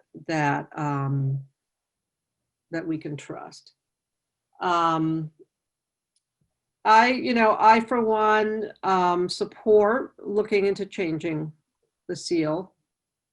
I know I was the village historian. I'm not from Ossining, but I know that people who have a lot of attachments to these symbols. And the Ossining Indian, I know, was the mascot for the high school, was, I believe, removed in 2002. So what we are talking about is the village seal, though. We're not talking about a high school mascot. We're talking about what represents the village now, today, in the 21st century. And it's not a matter of erasing history, because the people who keep history alive are the people for whom it really matters. And those who have an affection for this particular symbol are more than entitled to that affection. And no one is saying that it's wrong or that it's politically correct. No one is saying that. These symbols are reflections of the time in which they're created. And times change, and that's what history is about. I mean, history is change. And in fact, I think a lot of the trustee job is the management of this change. But what we can do is invite the community to give us, you know, their feedback, and that's what this survey is for. So we hope that everyone, that we get it out and everybody finds it. We'll talk about, you know, how we're gonna do that. But I just want to say that I very much respect the feelings of people. I understand that nostalgia is a very, very powerful emotion. I feel a great deal of nostalgia for certain things myself. But the village charter, I believe, Stuart, you can correct me, does say that we could, that when the resolution was originally written, it sounds like they said, and the village board can change it when they want to. So, I mean, they recognize that it might be changed someday. I mean, 70 years is a pretty good run. But you're looking at these symbols of the past that are being reconsidered. And unfortunately, sometimes it makes some people feel like they're being judged. No one's being judged. We're just looking at what represents the village now. And how can we create something that conveys the essence of our village and that feels modern. And so that's really all I have to say. So Jaime, thank you, Dana. Jenny, if you can share it down, that'll be great. So this is what was shared with the village board. So I would like to take a minute just for you guys to go back and take a look at it. And if there's something that you would like us to add or edit, I would like to kind of do that now in a way to have a direction of where we should be going with this. You know, Jaime was kind enough to send me a bunch of links of free online survey tools. But I'm going to defer a lot of that stuff as well with Mayor Levin, because she's obviously more in that area than I am. I'm not familiar with a lot of those tools as well. One thing that I can tell you is that I was able to talk to the artists who worked on the seal last year, and because that was one of the other portions that that I had talked about last year in regards to reaching out to the artist and see if we can work with him for whatever the redesign of the seal or whatever the new seal may be. So he was willing to do that for us. He has said that he would love to be part of this process. At the same time, I did talk to him, and I'll coordinate with more details with Stuart, is if we were to go, again, I'll be asking the board if it's okay for us to go with this particular artist and move forward from there. If the will of the board is to do that, then I'll reach out to Stuart. And I think whoever, if it's not him, if it's somebody else, regardless of who the artist is, we should be able to have a contract, and we should be able to own the work that is being performed for this particular project, or for any project at this matter. So I'm going to ask the board if they're okay with us having a little bit more of a deep discussion with this particular artist for the potential of replacing our seal in the future. Will that be okay? Are you asking us right now? Yes. For an answer on that particular matter? You guys can think about it, but that will be something that I'm asking the board. Yes. Okay.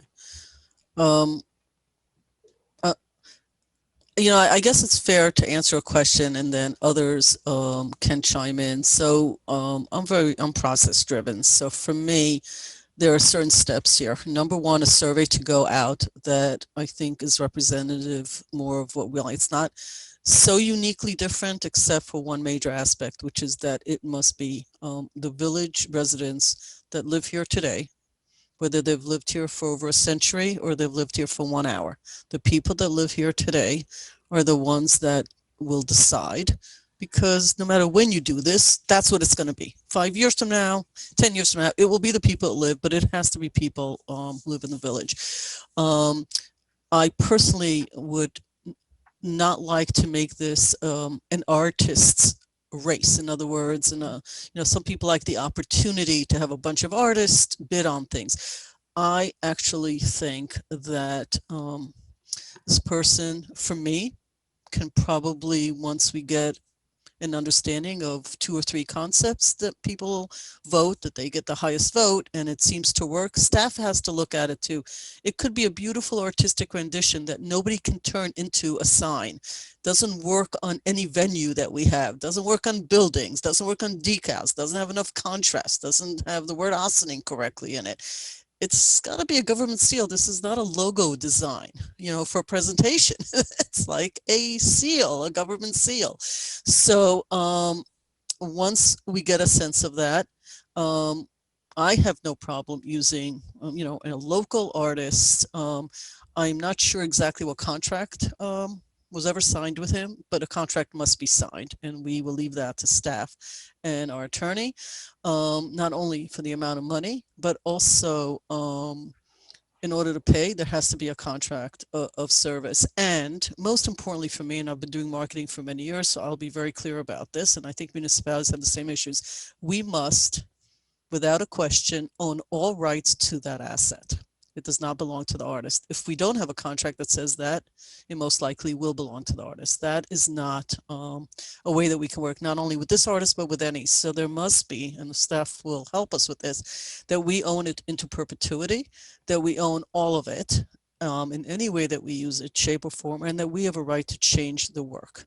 Because if you put it on the side of a building and 3 of the bricks have to be taken out because there's a leak and you need to do something, and one of our painters has to paint over a blue mark, we're allowed to do that because we own it. Otherwise, we're going to have a big problem. And it's not just in that case, it's in many cases. Thirdly, so that's the art, right? Thirdly, and that assumes that we get a majority vote that says that people don't want the Indian head, right? So that's part of the conversation. One, then comes the replacement. If that's the way we're going, do we want an artist to answer Manny's question? For me, and only for me, I only get 1 vote. I have no issues with continuing with the artist. My downside of having a contest and having all these people is that that in and of itself becomes a 1-year project. Because deciding on artwork in and of itself in a contest and a competition, and then who chooses and what they choose and all that in and of itself, in my opinion, delays what I don't think is a necessary delay. That's my opinion on that. And how we then have the staff help us. And we're going to need the staff to also come up with a plan. When I spoke to the mayor of New Rochelle in a process they went through, as I explained earlier, it's long. He described it more as a logo redesign. They were using it really not so much about their seal, although that became a part of the conversation. It was to bring in New Rochelle, as many of you know, has been in the process for a decade of bringing in major corporations, major buildings, market rate, senior homes, all sorts of stuff. And this was really used as a logo redesign project. Having said that, their government seal is still used. To Dana's point about history, at the end of all this, regardless of the fact that the consultant said change everything, when they looked at the price of changing everything, and I mean like doorways and arches that have these things built into them, and from a history point of view, they made a decision that they will use the logo on all digital, on the garbage trucks, on all of the paperwork, business cards that have to be changed, all that, but like bank documents and certain other things, and embedded archways that have work in them made out of marble, that they were going to leave that as is, that they would do it from this day forward. We move on with the newness, and in the digital world and on the website and the mayor's message and all that, they chose their new, he called it a logo, but it's actually what they're using. So I want to throw that out there. Because this is a work session, not a legislative, that we would like to obviously add this as, I think I counted, we have 18 projects, so this will be the 19th, that we would need to have a plan from the staff of how they might, not only the survey, the decisions, but how do you then implement? Because that really wasn't discussed in the previous conversation that we had. But the previous conversation was a presentation that I think focused on one aspect. I'm adding this because implementation has to be discussed, and it's going to be on the shoulders of the village manager and her staff. It's not on the legislators, and that must be discussed. So these are the issues that I'm thinking about. This is where my head is at. To be honest, if you ask me, we're like Dana. I wasn't born here, but to be honest with you, even where I was and where I lived as a child, I do not have an affinity to my mascot, not my college. I loved where I grew up. I loved my college. I loved my graduate school. I do not have that affinity, but like Dana, who said this so eloquently, I am 100% sure that there are many, many, many people in this community, many, that are very attached, not only to their history, but to all of the signs of their history. I am also very sure that there are people that aren't happy with a lot of the signs and the signals and all of that, that represent things that offends them. And that is what makes a community, is diverse opinions. And our job, as Dana so beautifully put it, is really, how does one manage change? You know, change is painful for most people, regardless of what people tell you. But how does one manage a future? So that is actually, and I actually never thought of it until you said it, Dana, so thank you. Never really thought of it in those terms. So actually, it's very enlightening that you think of it that way, because I think for a person who's a historian, it's an interesting idea. So that's my more than 2 cents worth, but encapsulates what I think. I am not married to an Indian head being the village seal, but I do believe, honestly, from the heart, that my role is to have the community be involved and let us know what they think, knowing that there are this push and pull on this subject matter. Let me look at the gallery. I'm sure that there are other opinions to be had, but I think I answered Manny's specific question in any case to this, and I did look at all of these questions earlier and have already commented on them. So who would like, are there any other comments, I should say? I'll go real quick and briefly. You guys hear me? Yes. Okay, because my little thing isn't lighting up. This is, anyways. I echo everything that Rika says. Process is very important when it comes to something like this, and being transparent and getting the feedback of the community. The so-called survey that was taken, we don't know. Were they community members? Did they vote more than once? You know, so that became one of the biggest issues for me. And I've agreed, and I'm a born and raised Ossining resident, and I do have that attachment. But I have also agreed that it can be time for change. When the feedback or survey comes back, and if it has the Indian in it, hey, great. You know, if it doesn't, you know, the community spoke. But we have to do it that way. You know, having it, you were more eloquent than I would be probably, Rika, in how the process went down. So I'm just going to leave it as you said it happened. And as far as the artist, I don't have a problem with that. Again, I also agree with, you know, we need to own this. We need to be a contract. And that's pretty much where I stand with this. You know, I don't want to spend a lot of time on it.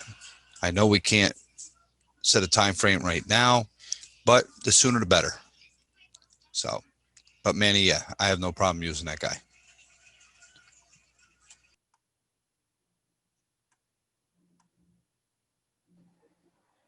I agree. Okay. I saw you shaking your head. So thank you. I guess my next question will be, and Dana mentioned that, you know, looking at the I don't want to keep calling survey. I don't like that the word for some reason for this particular case. The outreach format that we have. I guess Dana and I can work on this. My goal is to pretty much start sending these out to the community, and you know, I'll work with most likely Jaime on this case for this particular project, and try to do it that way, the more effective way. We are very specific on this. We are asking for village residents only, you know, and I want to be very clear is, you know, I get there's a lot of love for Austin, and I know that I wasn't born here myself. I've been here long enough that this has become home for me and my family. So I do appreciate people loving Austin, but this is specifically for village residents. So I want to, that's very clear, I think, in as part of this outreach message that I would like to send that on behalf of the village board and go from there. So my goal is to set this up, hopefully, depending on Jaime's schedule, by early next week, I want to say, and hopefully put a timeline for this. So my other ask for the board will be, and even for staff will be, what will be the ideal time frame that we want to give to the community the time to answer this this particular request. So if I may chime in, Karen, in the work session. So it's on the agenda. We didn't give you a lot of specs, but now I think you might have a better idea that it's sooner rather than later. We have a survey that needs to go out. It could go out in the mayor's update. It can go out in our other formats. We have many of them with high reach. We had an ask to also do it in Spanish. I think you've seen some of those. What would be the next step so we can get a little bit of a timeline? Who might help us? Where do the trustees, I mean, I've done Survey Monkeys, I mean, I do them all the time. I could be of help myself if that's necessary. Google Forms has an easy survey to do this as well. But who, I'm leaving it to you. What's the next step here? This is not necessarily at this moment a legislative, like a resolution, I don't think. So can you help us based on what you've heard today? So basically, the biggest issue, if we're doing an online survey, we do not have capacity to do a survey that guarantees that only village residents can participate. That does not exist in our capacity. If that capacity exists, which it may somewhere, I don't think that's going to have to be explored, and I really don't know what the outcome will be, what the cost involved. Okay. So an online survey, we have to really work with the, if we were going to work with the tools we have, there are going to be some limitations to that. Mm-hmm. We also, as you know, are juggling several different projects at this time that are all equally time sensitive. So we will, it's not like we didn't know this was coming though. So we will internally sort of huddle tomorrow and then revert back with, a timeline to get together and initiate a plan based on what we can do in-house, and then the determination can be made whether things beyond that need to be done as well. And are you envisioning beyond the survey, but an actual timeline that says we get, let's say we can figure out the Austining piece, and we can talk about, but let's just say in some way or shape or form, are you envisioning being able to give us a timeline that says, all the different milestones when? Yeah, I don't think that's a problem. So if the survey is, if it's contracting with an artist to create, if there's different phases of the survey, I mean, we really have to digest this, and we can certainly recommend a plan. I don't think that's the issue. I think that where it can get time consuming is in the capacity that we have.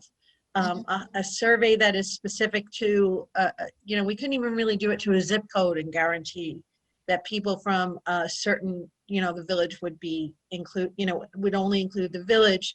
I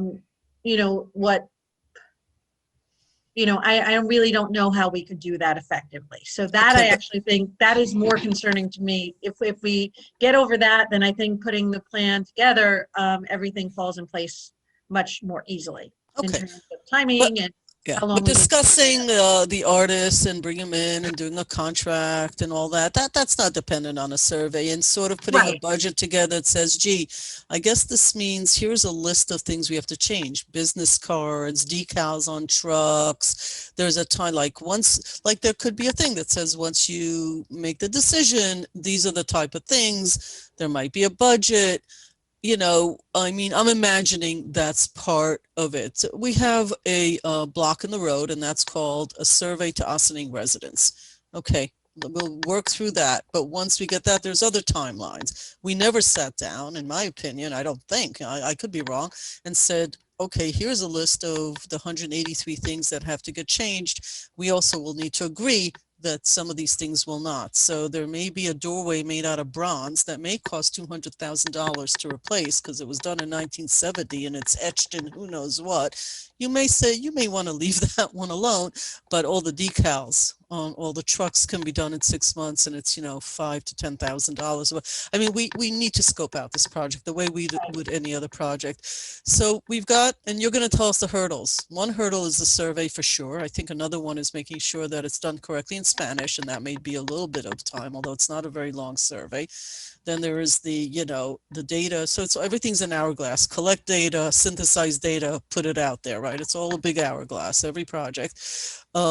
So do you think you can work on that with these hurdles that say, like any Gantt chart that says, okay, you got a milestone here called survey, you have another milestone here called budget.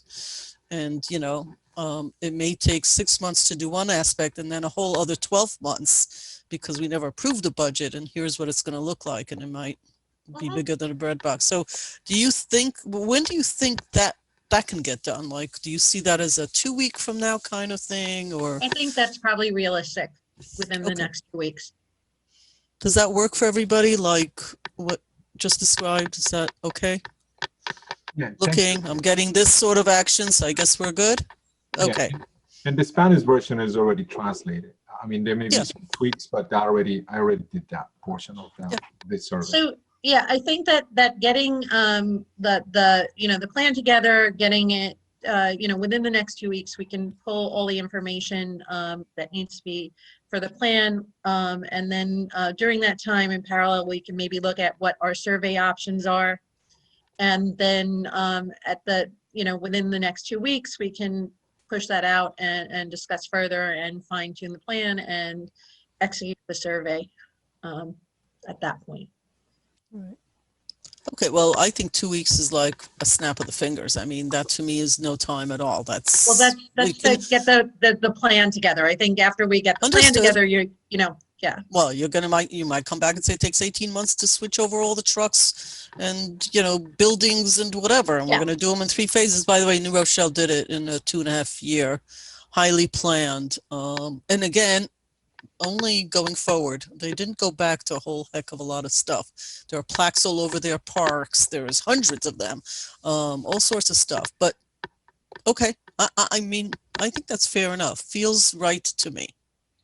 Mayor, if I may, there's someone in the Q&A portion, so I would like to kind of answer it in a way, I guess. Except that it's a work session, but okay. Correct. Yeah, no, I understand that, but that's something else that I think we could possibly take advantage of it. So the question is pretty much, is it possible to send a survey using the school district students information system, which I think is a very good idea. Maybe that's something that we should explore.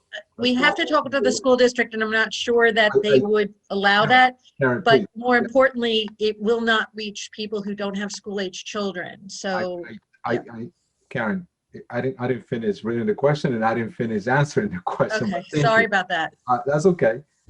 Yes, we have talked about working with different boards and different situations, sure. And you know, even though it's a challenge, because if we were to do that with the school board or with the school itself, you know, we understand that the school is not just the Village of Ossining residents.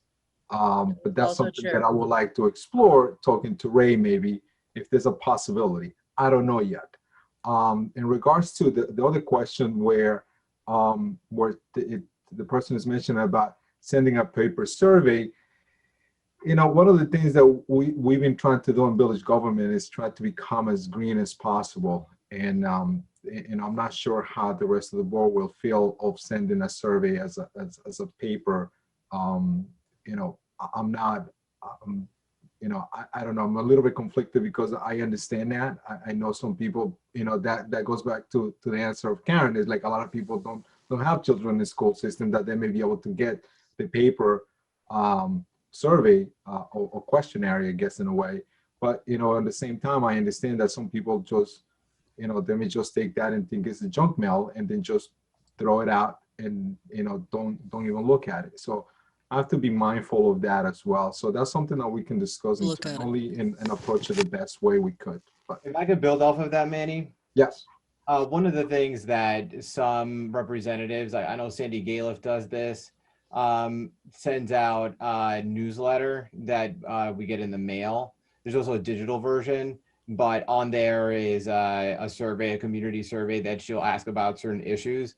I think that if we were to be thoughtful about it and say, I don't know what the cadence would be, once a quarter, whatever, say, there are certain things that we want community feedback on. Let's have comprehensive plan, police reinvention, new logo, or new village seal, whatever. Here's like 4 or 5 things, and then send one piece of mail out for people to be able to complete and send back, that also has a QR code or a website or something else for people to be able to reply digitally. But that way you're able to concentrate the request that you're making without excluding. There are people that would be the best way to reach them. Older people that don't have a lot of technology available to them, whatever it is. I don't think it's an awful idea, but I can see the complication around it. Thank you. We have somebody who is on as attendee, and I think that I'm not the only host that can see that said she would actually, the reason she wanted to ask about the school is to maybe help, since she has experience. I do want to make, again, in work sessions, we have a little bit of liberty of conversation, right? I do want to tell you that in my own job, where there's schools and gymnastic teams and senior citizen programs, and I mean very senior, into their 90s, really all ages, 18 months to whatever, the use of surveys, very quick 5-sentence survey to get feedback, both how'd you like the class, how'd you like the program. Everything's online, and we've got, as I said, people in their 90s. Thank God we've been doing this online for 5 or 6 years, because during this pandemic, it has been a lifesaver that they have learned how to use technology and now are able to in the pandemic, and we're able to reach them so well. So getting better at using quick surveys and not spending hours on figuring out what a survey should say and what it should and all that, but actually just getting that learning curve going as a way to reach out to the community. You could do it very targeted. You could do it in so many ways. I think is great practice, certainly for people who represent the public, because one of the things we've learned in some of the initiatives that we have, where we have subcommittees, I think Omar had said it on a call. I'm not going to repeat the conversation because it was a call with only 3 of us on it. It was a private conversation with a member of the community. One of the things he said, which I think we've all said, is engaging the public in a meaningful way, where the public who wants to be engaged feels that you're hearing them, is one of the great challenges for government. It, I think, is more so now. You would think it would be less so. So for me, even using this project, this initiative, which, with respect, let's keep it in proportion, is not a life-saving initiative. It's an important initiative. It's not a life-saving. And it isn't a time-sensitive one that must be done in the next 30 days because legally we have to do something, okay? Or 60 days or 90, like the police reinvention. It's a great opportunity to really start learning how to work with the school, how to work when you want to just speak to people who live in the village and want to get information. So on any issue, I see this as just a great opportunity to also learn how to do that, so that we as elected officials, and as well the staff, but for us, it's our lifeblood. The whole purpose here is that we're public representatives. So reaching the public isn't just about the fact that each 5 of us knows a whole bunch of people, but that we are able to reach people. So I'm sort of happy, if for nothing else, that we learn how to do that better. So thanks, Village Manager, for taking this on the sort of back end of 2020 and now into 2021. So I appreciate it. And it's back to you. So before I go on to the next thing, I just want to respond. We have looked at some platforms, community engagement platforms, that extend our capacity a bit more. And if we're looking at this as a more comprehensive way to get feedback, that might be a lens that we'll look at this through. because again, anything can be done with you know, time and money.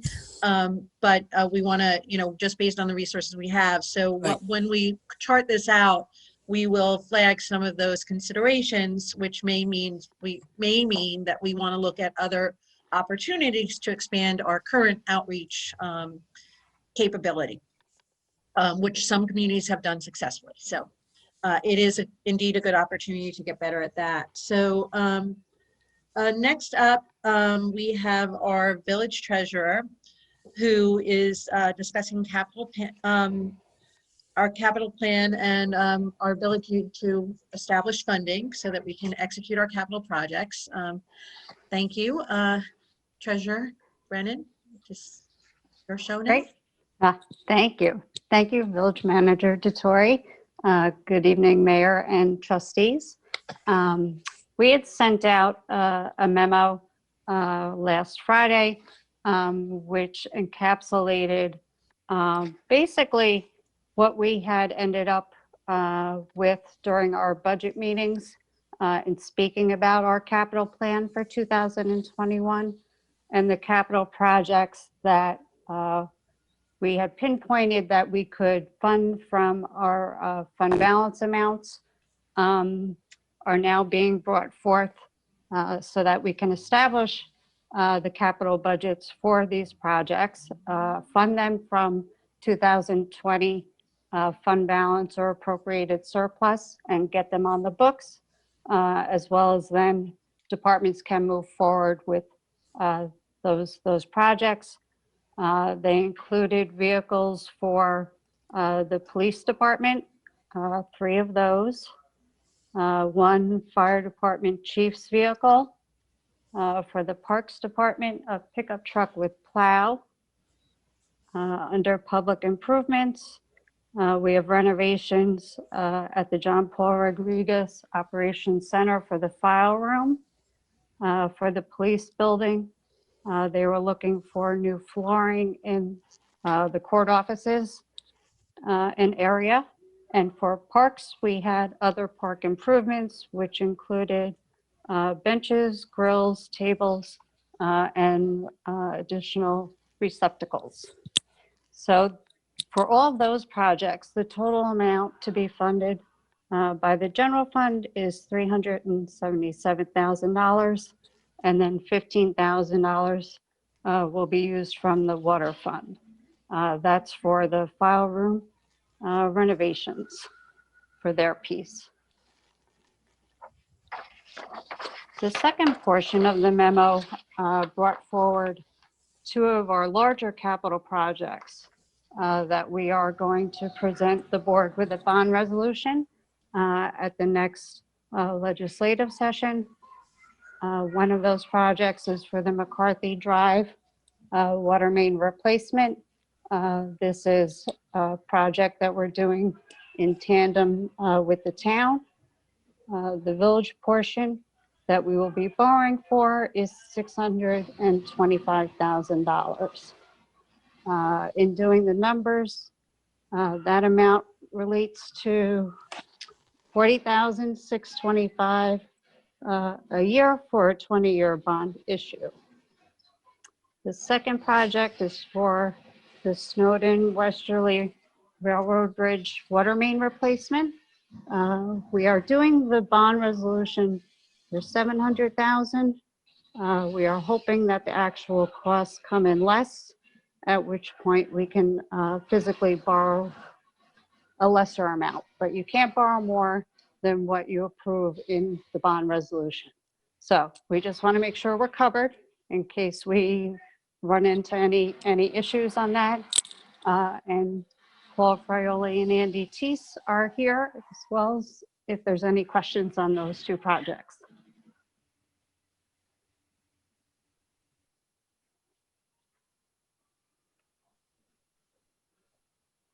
Anybody have questions on the board? I may.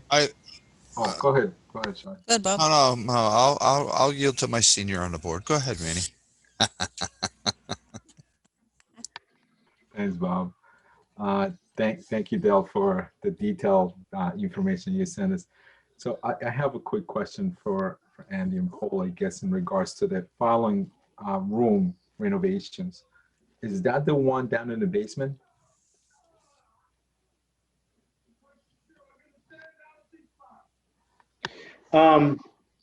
That, I believe, is for the old file room upstairs. One upstairs. So, yes. On the second floor. Yep.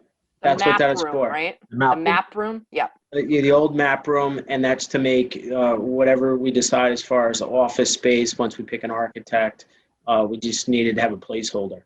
So that's for that area. Okay, so what kind of renovations are we talking about? Are we talking about like divisions, like kind of mini layout of a space, that kind of stuff? Go ahead, Andy. I mean, we're talking about windows, some HVAC, making it office space, but we don't know the use yet. That's like, but we know it's at least that amount. So $6,000 for, I mean, it's a pretty big room. $6,000. Huge room. Yeah. So, obviously, I know it's not going to be $60,000. Hopefully, it's less, but I know it's not going to be less. So, okay. I guess the other one. So that is not right now, correct? You're talking about, the potential architect is going to come in and do some sort of preliminary drawings or whatever the case may be. So when are we looking to do this project then? What is the timeline for this particular project? We as you know, Trustee Casada, we had an architect come in November, so we're hoping to have some of the base drawings done already, but that doesn't seem to have worked out. We have another architect scheduled to come in next Friday. We'll be doing a walkthrough. Again, this is part of doing 3 buildings all together. So we'll be looking at that, and then we'll be really evaluating on what needs to be done based on efficiency, cost effectiveness, what can be done now, what maybe we want to plan for later on. So those changes we would be looking to ideally do this year. Okay, so most likely middle of the year, maybe end of year? Hopefully. Okay, so my question to you will be this, then Karen, since that a previous architect came in and looked at this, hopefully you'll get a number, maybe. Hopefully you'll get another number from this other architect that's coming over. So I would like to see the numbers before any selection is made. I think it will be fair for all of us for you to share that information, because it kind of becomes more like an RFP in a way, because now we have to compare, what is the scope of the work, what are they actually presenting, and how much money the architectural fee may be.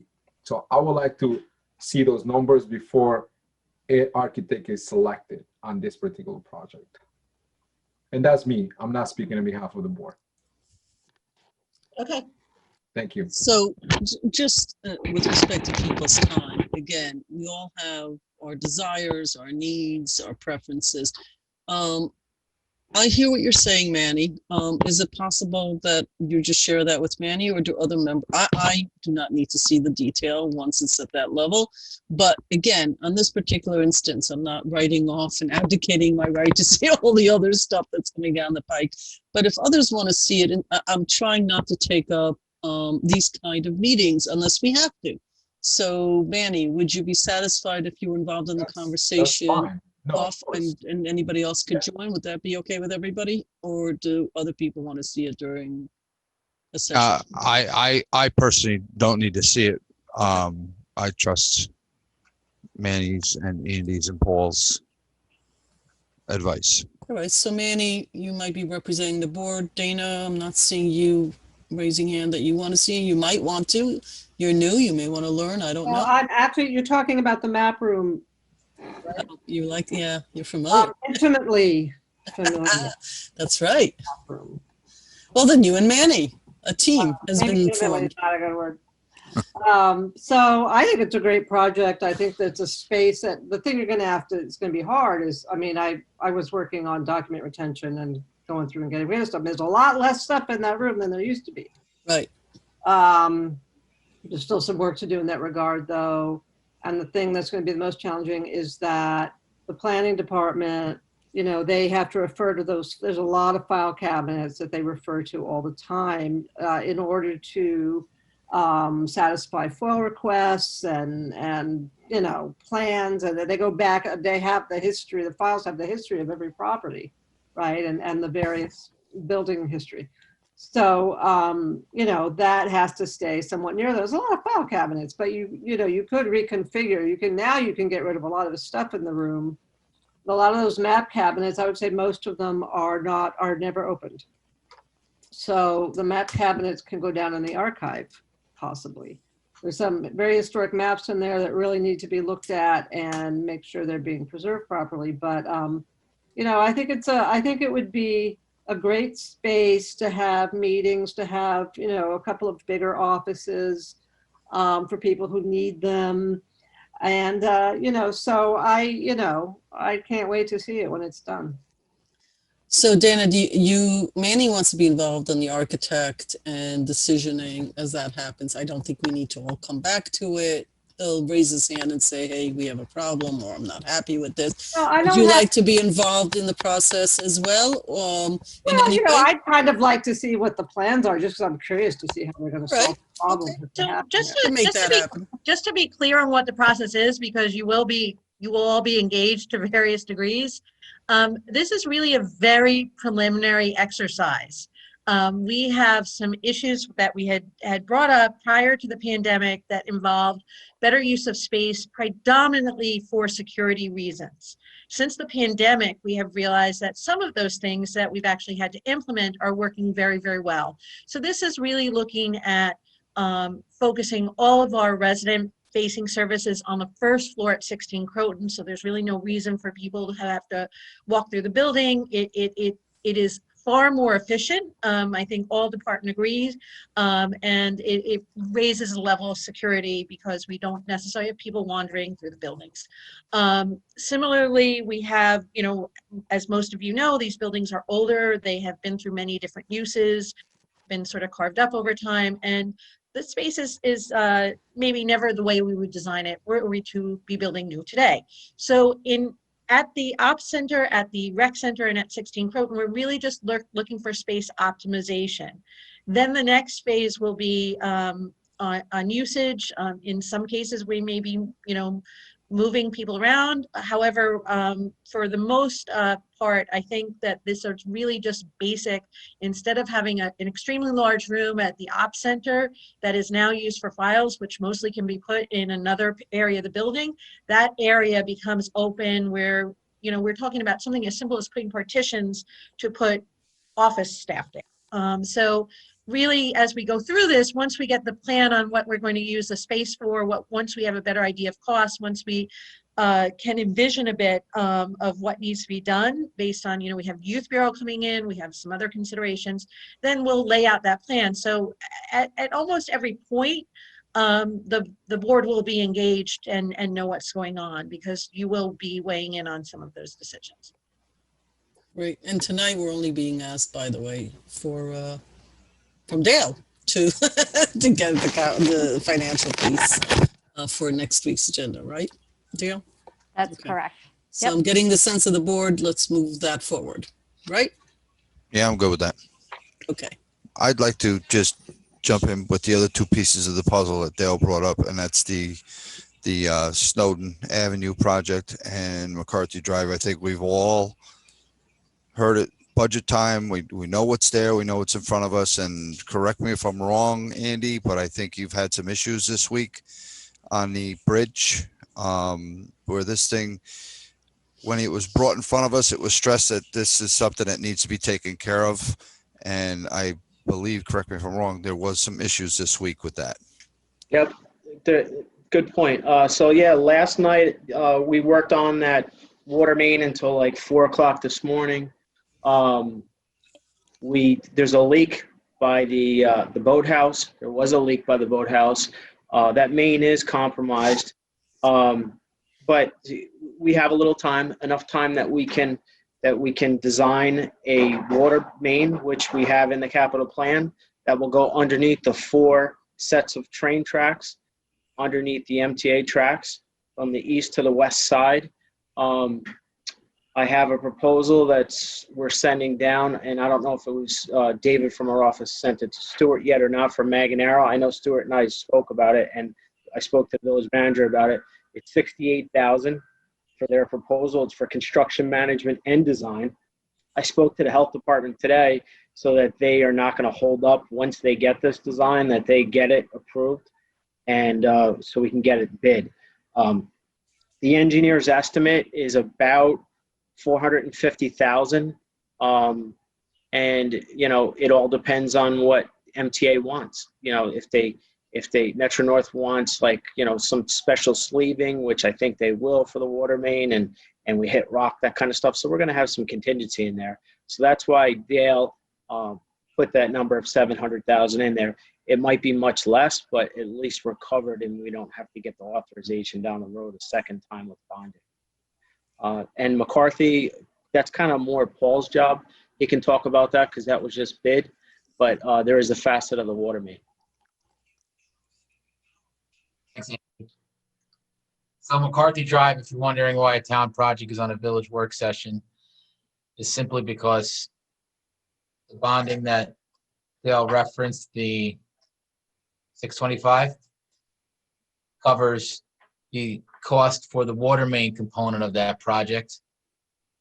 That project construction bid document was put out in such a way that it was a unit price bid for the water items, and then all the other items that were going to be the responsibility of the town. So the total unit price bid for the water main replacement, including new hydrant spurs and hydrants and temporary water while they put and so they maintain water services to all the homes there, and make new taps in the new main, came out to $598,540. So we rounded up to absorb some contingency and then some soft costs associated with that number. So we're pretty content with the 625, keeping it tight. But we got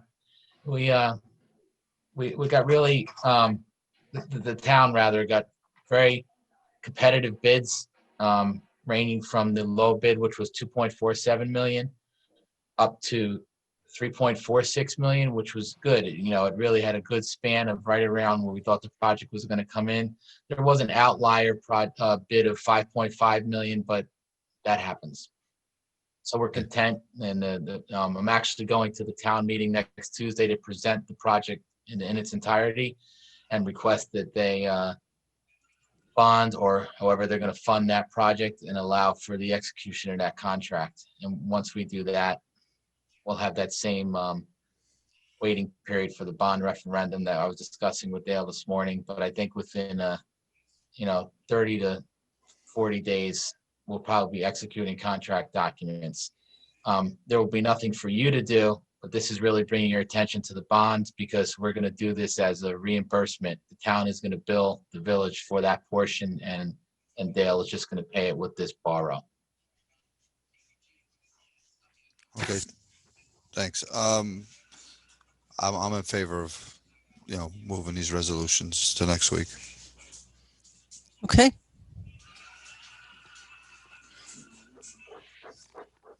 Village manager? Yep. I had one quick question, if I could just ask. If the village manager is okay and Stuart is okay with the proposal from the engineer, would it be too late to get it on next week's agenda for the engineering?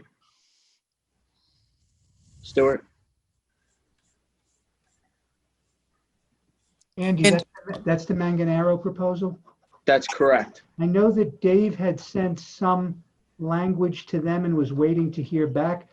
From my perspective, as long as I have a contract to, a document to look at, I don't have a problem putting it on. I leave it up to the board if they're okay with having such a resolution before them next week. But from my perspective, yes, a resolution can certainly be drafted. Great. Sounds like a plan. Okay. Thank you, everybody. I think we're going forward with that. Thank you. Karen? Thank you. So next up, we have, we're back with our special events policy to go over some additional details based on comments that the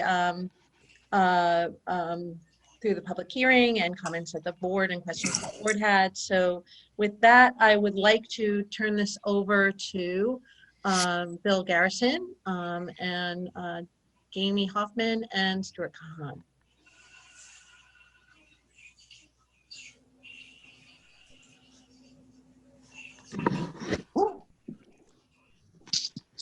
All right, I'll start. I'm sorry. Thanks, Stuart. No problem, Bill.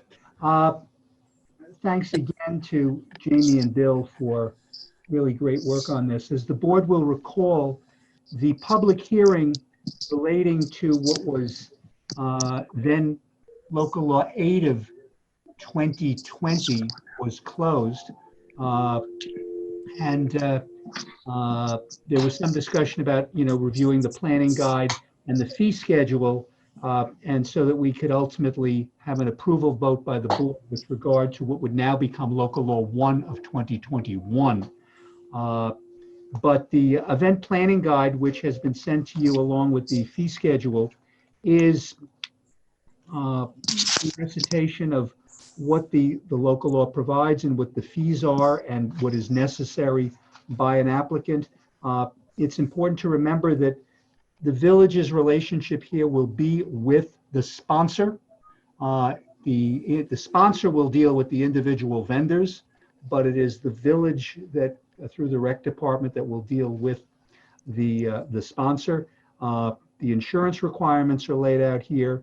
The additional insurance required if alcoholic beverages are being served. As you will recall, there are notice provisions that are in the local law, but this document does detail really what all the various responsibilities are and goes through it in great detail for the applicant. We've clarified some stuff with regard to block parties, which in terms of how that application process will work. And the document also on page 16 has the proposed fee schedule, which we've gone over and which we can certainly discuss tonight. And in response to an inquiry from Trustee Fritchie, there is now a provision for security deposits. That in fact is a mandatory requirement. So it's not discretionary to provide it. It will have to be paid. And that is in there now. But this planning guide is, it's extensive. It's very explanatory. And if it meets with the board's approval, as I said, we can then proceed with a vote to ultimately adopt Local Law 1 of 2021 and have a new, special events ordinance. We would also ask the board at that time also to adopt the change to the fee schedule so that everything can essentially come in at the same time. But we're all here if there are any questions that relate to either the guide, the fee schedule, or the local law itself, which, as I said, the public hearing has been closed.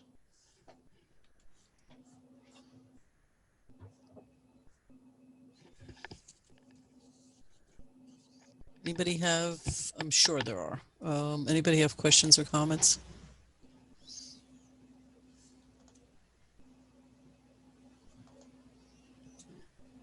I have a question. Are the fees commensurate with fees in other municipalities?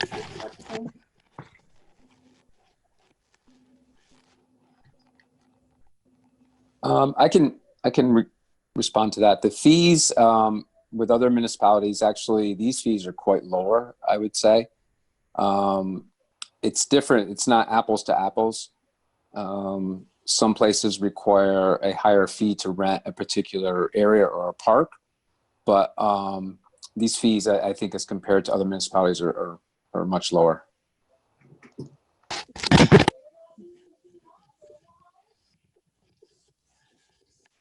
Anybody else? Not seeing anybody. Okay, looks like we are moving forward on what is in front of us, and we can discuss it next week if anybody's forgotten anything. Village Manager? Mayor, if I may, does the board want to have a resolution next week to adopt the local law? I thought that's what we were being asked for, so that would be my understanding. Okay, good. We're happy about that. That's why I moved it right to the village manager before. Okay. Thank you. Thank you. So now we are going to be speaking with our building director of building, our head building inspector and code enforcement officer, Joe Agostinelli, regarding 7 Hunter Street and 20 Maple Place, 2 separate properties. They've been officially surveyed due to dangerous conditions that have not to date been remedied by property owners. We want to talk to him about this and decide on next steps. So thank you for that. Mr. Agostinelli, you're up. Good evening. Basically, we've had 2 buildings that are in structurally unsafe conditions. We had sent notices to both property owners that we have on record to have them evaluated and see how bad they are structurally and whether they need to be demolished or if there's any remediation repairs that can be done. We haven't really gotten any response from the owners. One of them, we believe, who's the owner, one of them is not currently occupied, and it's a residence on Maple Place. There's no one living in there, but the building over the last year is continually to get worse. And the other building we know was damaged during the issue with the wall collapse on 80 Main Street. It's the building below at 7 Hunter that's known as 60 Main Street. The building was severely damaged when the wall collapsed. Up to date, the owners of that property have not gone forward with doing a demolition to take that building down or see if it can be repaired. I think at this point the building has been damaged to the point where it probably needs to be removed. We sent notices to the owners there in the last couple of years with nothing done. So I prepared a letter to the board to request that we can get an assessment done or a survey done by a professional engineer or architect who can let us know whether the building just is at the point that needs to be removed. And same thing for 20 Maple Place, or if there's what type of repairs would need to be done. But obviously there's a cost to getting that, to get that survey done. And we're asking if the board would allocate the funds to move forward with these two buildings. So I'm just going to assume this is some sort of a legal process that we have to go, that it's not so much of choice. The choice is whether to do it or not. But once decided, there is a process that we must follow, that we must have a survey, that we must know whether it needs to be removed. And what goes after that? You contact the owners, they don't respond to you again, then what? Like, what's the process here? What happens here, Mayor, if I may, is, and in fact, this is just about the 1-year anniversary when the board approved a resolution regarding 20 Maple before. Right.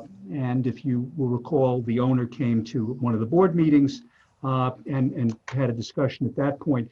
But what happens is a notice was sent to essentially repair under Chapter 95. They have not made the repair. So for the board to get the work done or to essentially potentially have to do the work itself, it has to go through a court procedure, which requires a surveyor to be appointed. That would be an outside person plus someone in the village. I think in the case of when we last did it for 20 Maple, there was an outside engineer, and we had also appointed our assistant building inspector, Carlo Valente, to do it. The property owner has the option of appointing a third surveyor. They come up with a report, and that report then ultimately goes to the Supreme Court in White Plains, and that court can order what is to be done. If in fact the work is undertaken by the village, not by the owner, the village can charge that back on property taxes. So the village can get that money back in that way. And that would include any payment made to the surveyor. And do we know that they're actually paying their property taxes? The property taxes on these properties are paid. I can tell you that 20 Maple is in foreclosure. And there is in fact a bank. And one of the things that we are required to do and have done is to put the bank, put the lender on notice as well, so that they are aware that there is a possibility that this is going to happen. In the case of 7 Hunter Street, which is also AKA 60 Main, that building, the attorney for the property owner has indicated that the property owner would, in all likelihood, take down that building. And that would probably obviate the need for us to do a lot of this, but he hasn't done it yet. Part of that is probably because there are, I believe at the present time, 7 associated lawsuits relating to the wall collapse. They're all in one case, but it's 7. And that may be holding that up, but I think 7 will be able to get that building taken down by the owner. 20 Maple, it's going to most likely require the village to do something. There's been no response from the bank. The property owner is not in possession of the property. And this is needed, as you point out, as a legal process to move this along and get an order from the court allowing us to do what needs to be done. Okay. So you're asking the board for permission to go forward, Proposing right? to present 2 resolutions to the board next week, allowing the board to designate folks to conduct the survey and to commence the necessary litigation to determine the next steps with regard to the building, be it either a tear down in the case of 7 Hunter or repairs that are more likely the case with regard to 20 Maple. All right. Any objections to that? I'm feeling everybody's okay with this, right, for next week? I'm fine with it. Okay. The Maple Place property, is that the one that she came in front of us with Pete Chernoff? That's the one, Trustee Fritchie. Ultimately, there was no short sale. Okay. It is a pretty special house. It's old, and I would hate to see it go. I would love to find a way to save it. So nice house. I guess my question to Stuart is, so there was an architect involved on this particular project by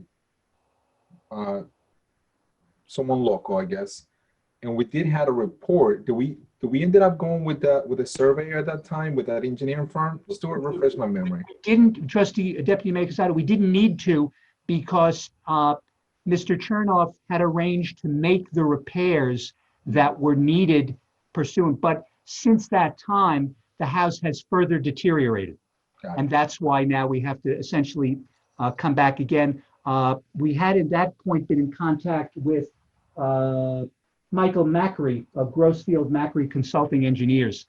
And I'll reach out to him again. But we did not actually go forward with the survey because Mr. Chernoff had at that point undertaken those repairs.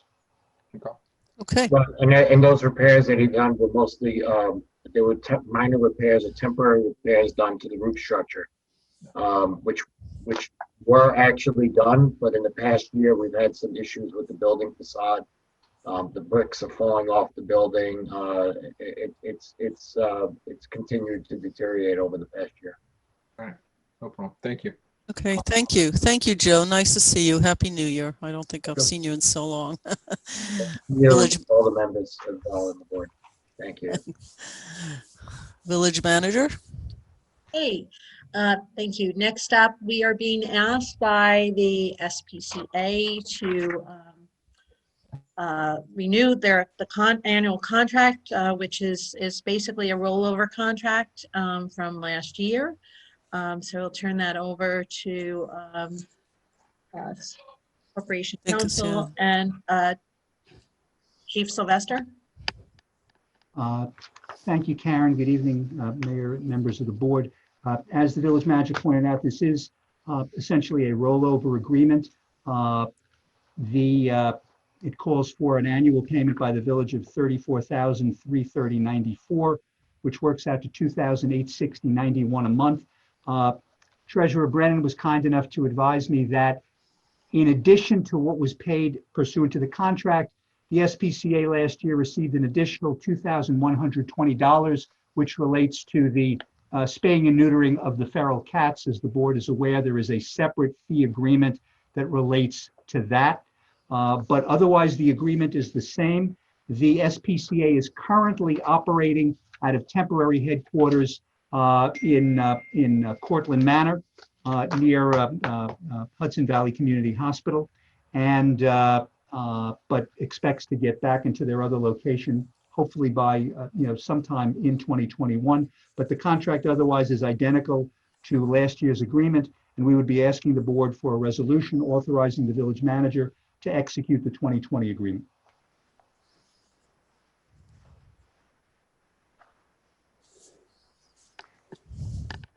I just, quick question. They were renovating last year at this time too. When there's discussion of the transportation of the cats and there was a whole big thing last year, and they're still not back in their building. They're not back in their building. At that time also, Trustee Fritchie, there was an issue that they had actually had a period of time where they could not even do the spaying and neutering. Right, I remember that. Had to make an arrangement with Tara, which I think was another entity. They are now in this facility in Cortlandt Manor. They are able to do the spaying and neutering, but they are not back in their Briarcliff Manor facility at this point. All right, thank you. I do think, though, it's the closest location, because the question came up last year is why we're paying for a facility that's not open. So that is, in fact, I thought we were going to go back and renegotiate a better deal with them. Not sure where that went, but it is the closest location from my understanding, and we do have a large community, and this gets used. Chief, you also have an officer. Is that a full-time? I never remember if the officer, the animal control, is that always a full-time or? We do. We've had a full-time animal control officer for 20 years or so now. Right. So it continues to be. It's in the budget, and that's something that I don't think many municipalities have. And it's one person. I think. So I think we do everything we can. I wish we can renegotiate the contract a little bit, because it has been a little bit painful while they've been under renovation on one hand. To Bob's point, on the other hand, we're in the middle of a pandemic. Animals have become, I think, for many people, a hugely important part of, they've always been important, but I think there's actually been more animals adopted since the pandemic, is my understanding. It's been a boom in demand for animals. So I think it becomes even more important for the community. When the pandemic ends, it will continue to be that. Okay, does anybody have any?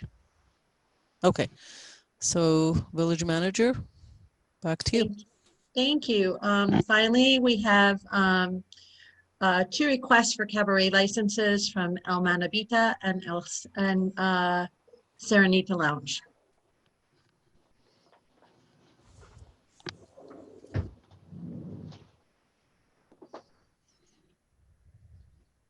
So ending over, I guess, Stuart and Chief, you want to talk about the cabaret permit requests? Yeah, I mean, I'll talk about it. So these 2 locations are places that we spend a lot of time at. I know that a list of blotters was delivered along with the application and our response. For El Manabita, we probably had 40 or 50 calls for service there last year, most of them premise checks. Serenitas had more. Each of them had a fair amount of incidents at them, none of them resulting in SLA referrals or convictions. So there's not necessarily a grounds for me to be stomping my feet and yelling and screaming, but I think people vastly underestimate what goes on at 3 o'clock in the morning. So nothing good happens late at night anywhere. That's not an Ossining issue, that's an anywhere. Places that serve alcohol that late at night tend to have problems. So you know, there's a handful of noise complaints at each of them. I know that at 107 Main Street, there's some residents that are fit to be tied with the sound of a bar emptying out at 2 or 3 o'clock in the morning. And for that reason, we post officers over there just about every night. We usher people to their waiting taxis or walking or wherever they're going, but inevitably people make noise, even in a pandemic where capacity is reduced. We do go in and check regularly. Every time we've gone into either place. They've had food on the table and people are sitting and masked if they're not at their tables. So, there doesn't appear to be any gross lack of compliance, but board should be aware that there's a fair amount of residents that are complaining about each of them.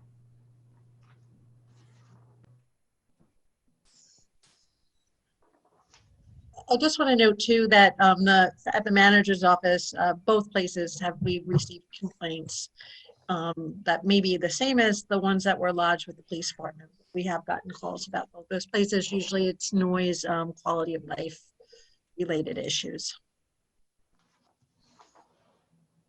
Both are residential buildings. Is there a way to set hours on the alcohol consumption? I mean, 3 o'clock in the morning, is that normal? Cheap? I can't regulate that, no. No.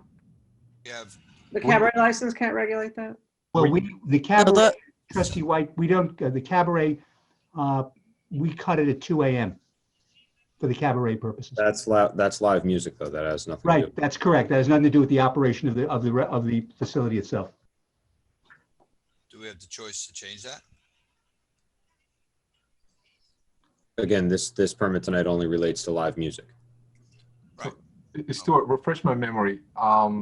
Out of these 2 locations that they're asking for the cabaret license, do we give them last year's cabaret license? I think Sirenita, we didn't approve last year's. I would have to double check, Trustee Deputy Mayor Quezada. I don't recall. I do note that for I'm sorry, Serenita Stuart. Lounge, I'm sorry, go ahead. I'm sorry, Stuart. I actually did check on this with Okay. Deputy Clerk Quatrusaka. She said that in February and in March, respectively, these were approved last year. Thanks. Now, if my recollection goes a little bit of that, that was because the owner came in and there was conversations, Chief, refresh my memory on this one. There was conversations that he wanted to improve the relationship between his establishment with the police. Has that been happening at all with these 2? Because this is a repeat. We talked about them almost every year, sure. And if something happens and they start talking, they want to help, and then kind of deteriorate through the year. Do you see that happening again with these particular establishments? No one has reached out to my office. I know that the officers on patrol make a great deal of effort to get to know whoever's working the door at these type of places.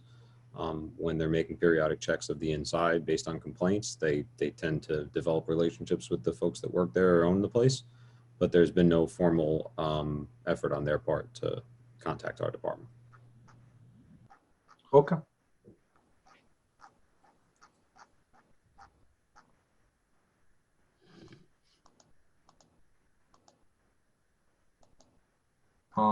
Stuart, I think Joe left already. I don't see on the screen, but so the building department is okay in regards to the fire safety situations on this? They passed, both passed. Okay, thank you. So what is exactly that we're voting on next week? Cabaret licenses for these 2 locations. It has nothing to do with time. It just has to do a yes or no. Is that right? Well, the time would only be in terms of that they could only operate till, one of them is asking to operate till 4 a.m. They can't. They would only operate till 2 a.m. as a cabaret or the live music. That's what's before the board at this point. Okay. And all we're doing tonight is saying, yeah, bring it up to a resolution for next week, right? Correct. Okay. Anyone else? No, I'm okay to be in a resolution for next week for both of them. Yeah, I think it'll give some of us time. We've had these conversations before. Dana, I'm not sure. I think what you're asking is who allows, who can say the establishment can only be open till 1 till midnight, till whatever. The board actually does do that. We've sort of set a standard so that there's some equity amongst all establishments. It may seem that and we do ask for the police because we want to see if there are a lot of police calls, if there are problems, because if there are problems, that's one of our criteria for not approving. it doesn't mean that this year we cannot think whether 2 a.m. might be too late. Maybe it should be, there are many municipalities that only allow midnight or 1 a.m. or, that is what we do. Otherwise, it doesn't have to come in front of us. Somebody else can make that decision. So you have a few days, ask some questions, but maybe 2021 is the year to rethink whether 2 a.m. is the right number. Is 2 a.m. for any time, any day of the week, or just the weekend? No, it's not just the weekend, but it's also not every day of the week. Right, Stuart? I thought you were going to say something, so I was sort of waiting. No, if someone has asked for Monday, Monday through Sunday till 2 a.m., the board has in the past granted that. They have not differentiated necessarily between weekdays and weekends. Most don't ask for that, but the point is we can change it. This is not some law. I mean, we decide when they come up in front of us. What the boards in the past have tried to do is to make it the same for everyone, unless there is an exception of problematic areas, that we get from the police or many neighborhood complaints or whatever, because it seems unfair to allow one establishment but not another. But if you, not just you, it's just that you asked the question, if we want to rethink that 2 a.m. May not be the right time. Maybe it's only Thursdays through Sundays. I mean, we do have the rights to do that. That is why people come. Someone who's usually in bed by 11, I can't even imagine being out that late. But living above a bar is never easy. I know from personal experience. So you want people who are living there to not be inconvenienced, but you also want the business to be able to function as well as it can. So right. And some businesses do function at night. That's just, and some function early in the morning and wake the whole neighborhood. But anyway, if you want to think about it, or anybody on the board for 2021 might say, we have much more mixed-use buildings, we have more families, we have whatever. These are opportunities for discussion. But I do caution that whatever we do, we should do equitably across everybody. That would be just something I would put out there. Okay. All right. Just before we continue, I would just name that this is a conversation. This is an interesting conversation, and one that has not come up in the comprehensive plan at all. Oh, as we think about quality of life or nightlife or any of those kinds of things. Our downtown, it can kind of go in different chapters, but as we start reviewing what it looks like, I'm going to bring it up at our next meeting. But what Austening's nightlife looks like and what it could look like, and how we balance that with quality of life for the people that are in the neighborhood is not something that we've discussed yet. On one hand. On the other hand, not everything has to be in the comp plan. This could be also discussed post if it's set up. So, we may not want to hold the comp plan, but I think it's a great idea, because I actually never realized that the comp plan did not address this. But comp plans don't address everything either, or they never get done, or they take 5 years to get done, I should say. So, I think it's a good point, good for discussion, and something we actually do have input on for real in a material way. So, Stuart, back, I guess we're bringing it up next week, and we're going back to village manager. Just have one question, Chief. I know the building departments pass everything. Doesn't we usually get a favorable or unfavorable response from you as far as based on what's been going on there? We ordinarily provide context and reports. We don't vote on this. So, we've provided a list of reports that are there tonight. My input is just some context to the reports that are there, but it's a board vote, so we don't usually have an approval on this or not. No, I'm not meaning that way. I meant as far as, your feedback. It would be easier to police if we didn't have people outside at 2 o'clock in the morning, for sure. There aren't many reasonable people out at that hour, from my experience. That said, it's not my mission to shut down nightlife. Right. So I think that the board has a responsibility to balance the need to promote business with the quality of life of the people that live there. I don't know if I can answer that for you. Yeah. My father always said nothing good happens after midnight. Oh, you're going to midnight. Okay. Well, that's where I was. Bars will tell you that that's when people start really drinking. and that's how they make their living. Okay. Village manager. I think we are actually this time back to you. Third time's a charm. You're back to me, but we are done with tonight's agenda for the work session. Okay. I see that. I'm like my head, both my, I'm like, I've got a brand new screen up here, so much easier for me to see my agendas on the other screen.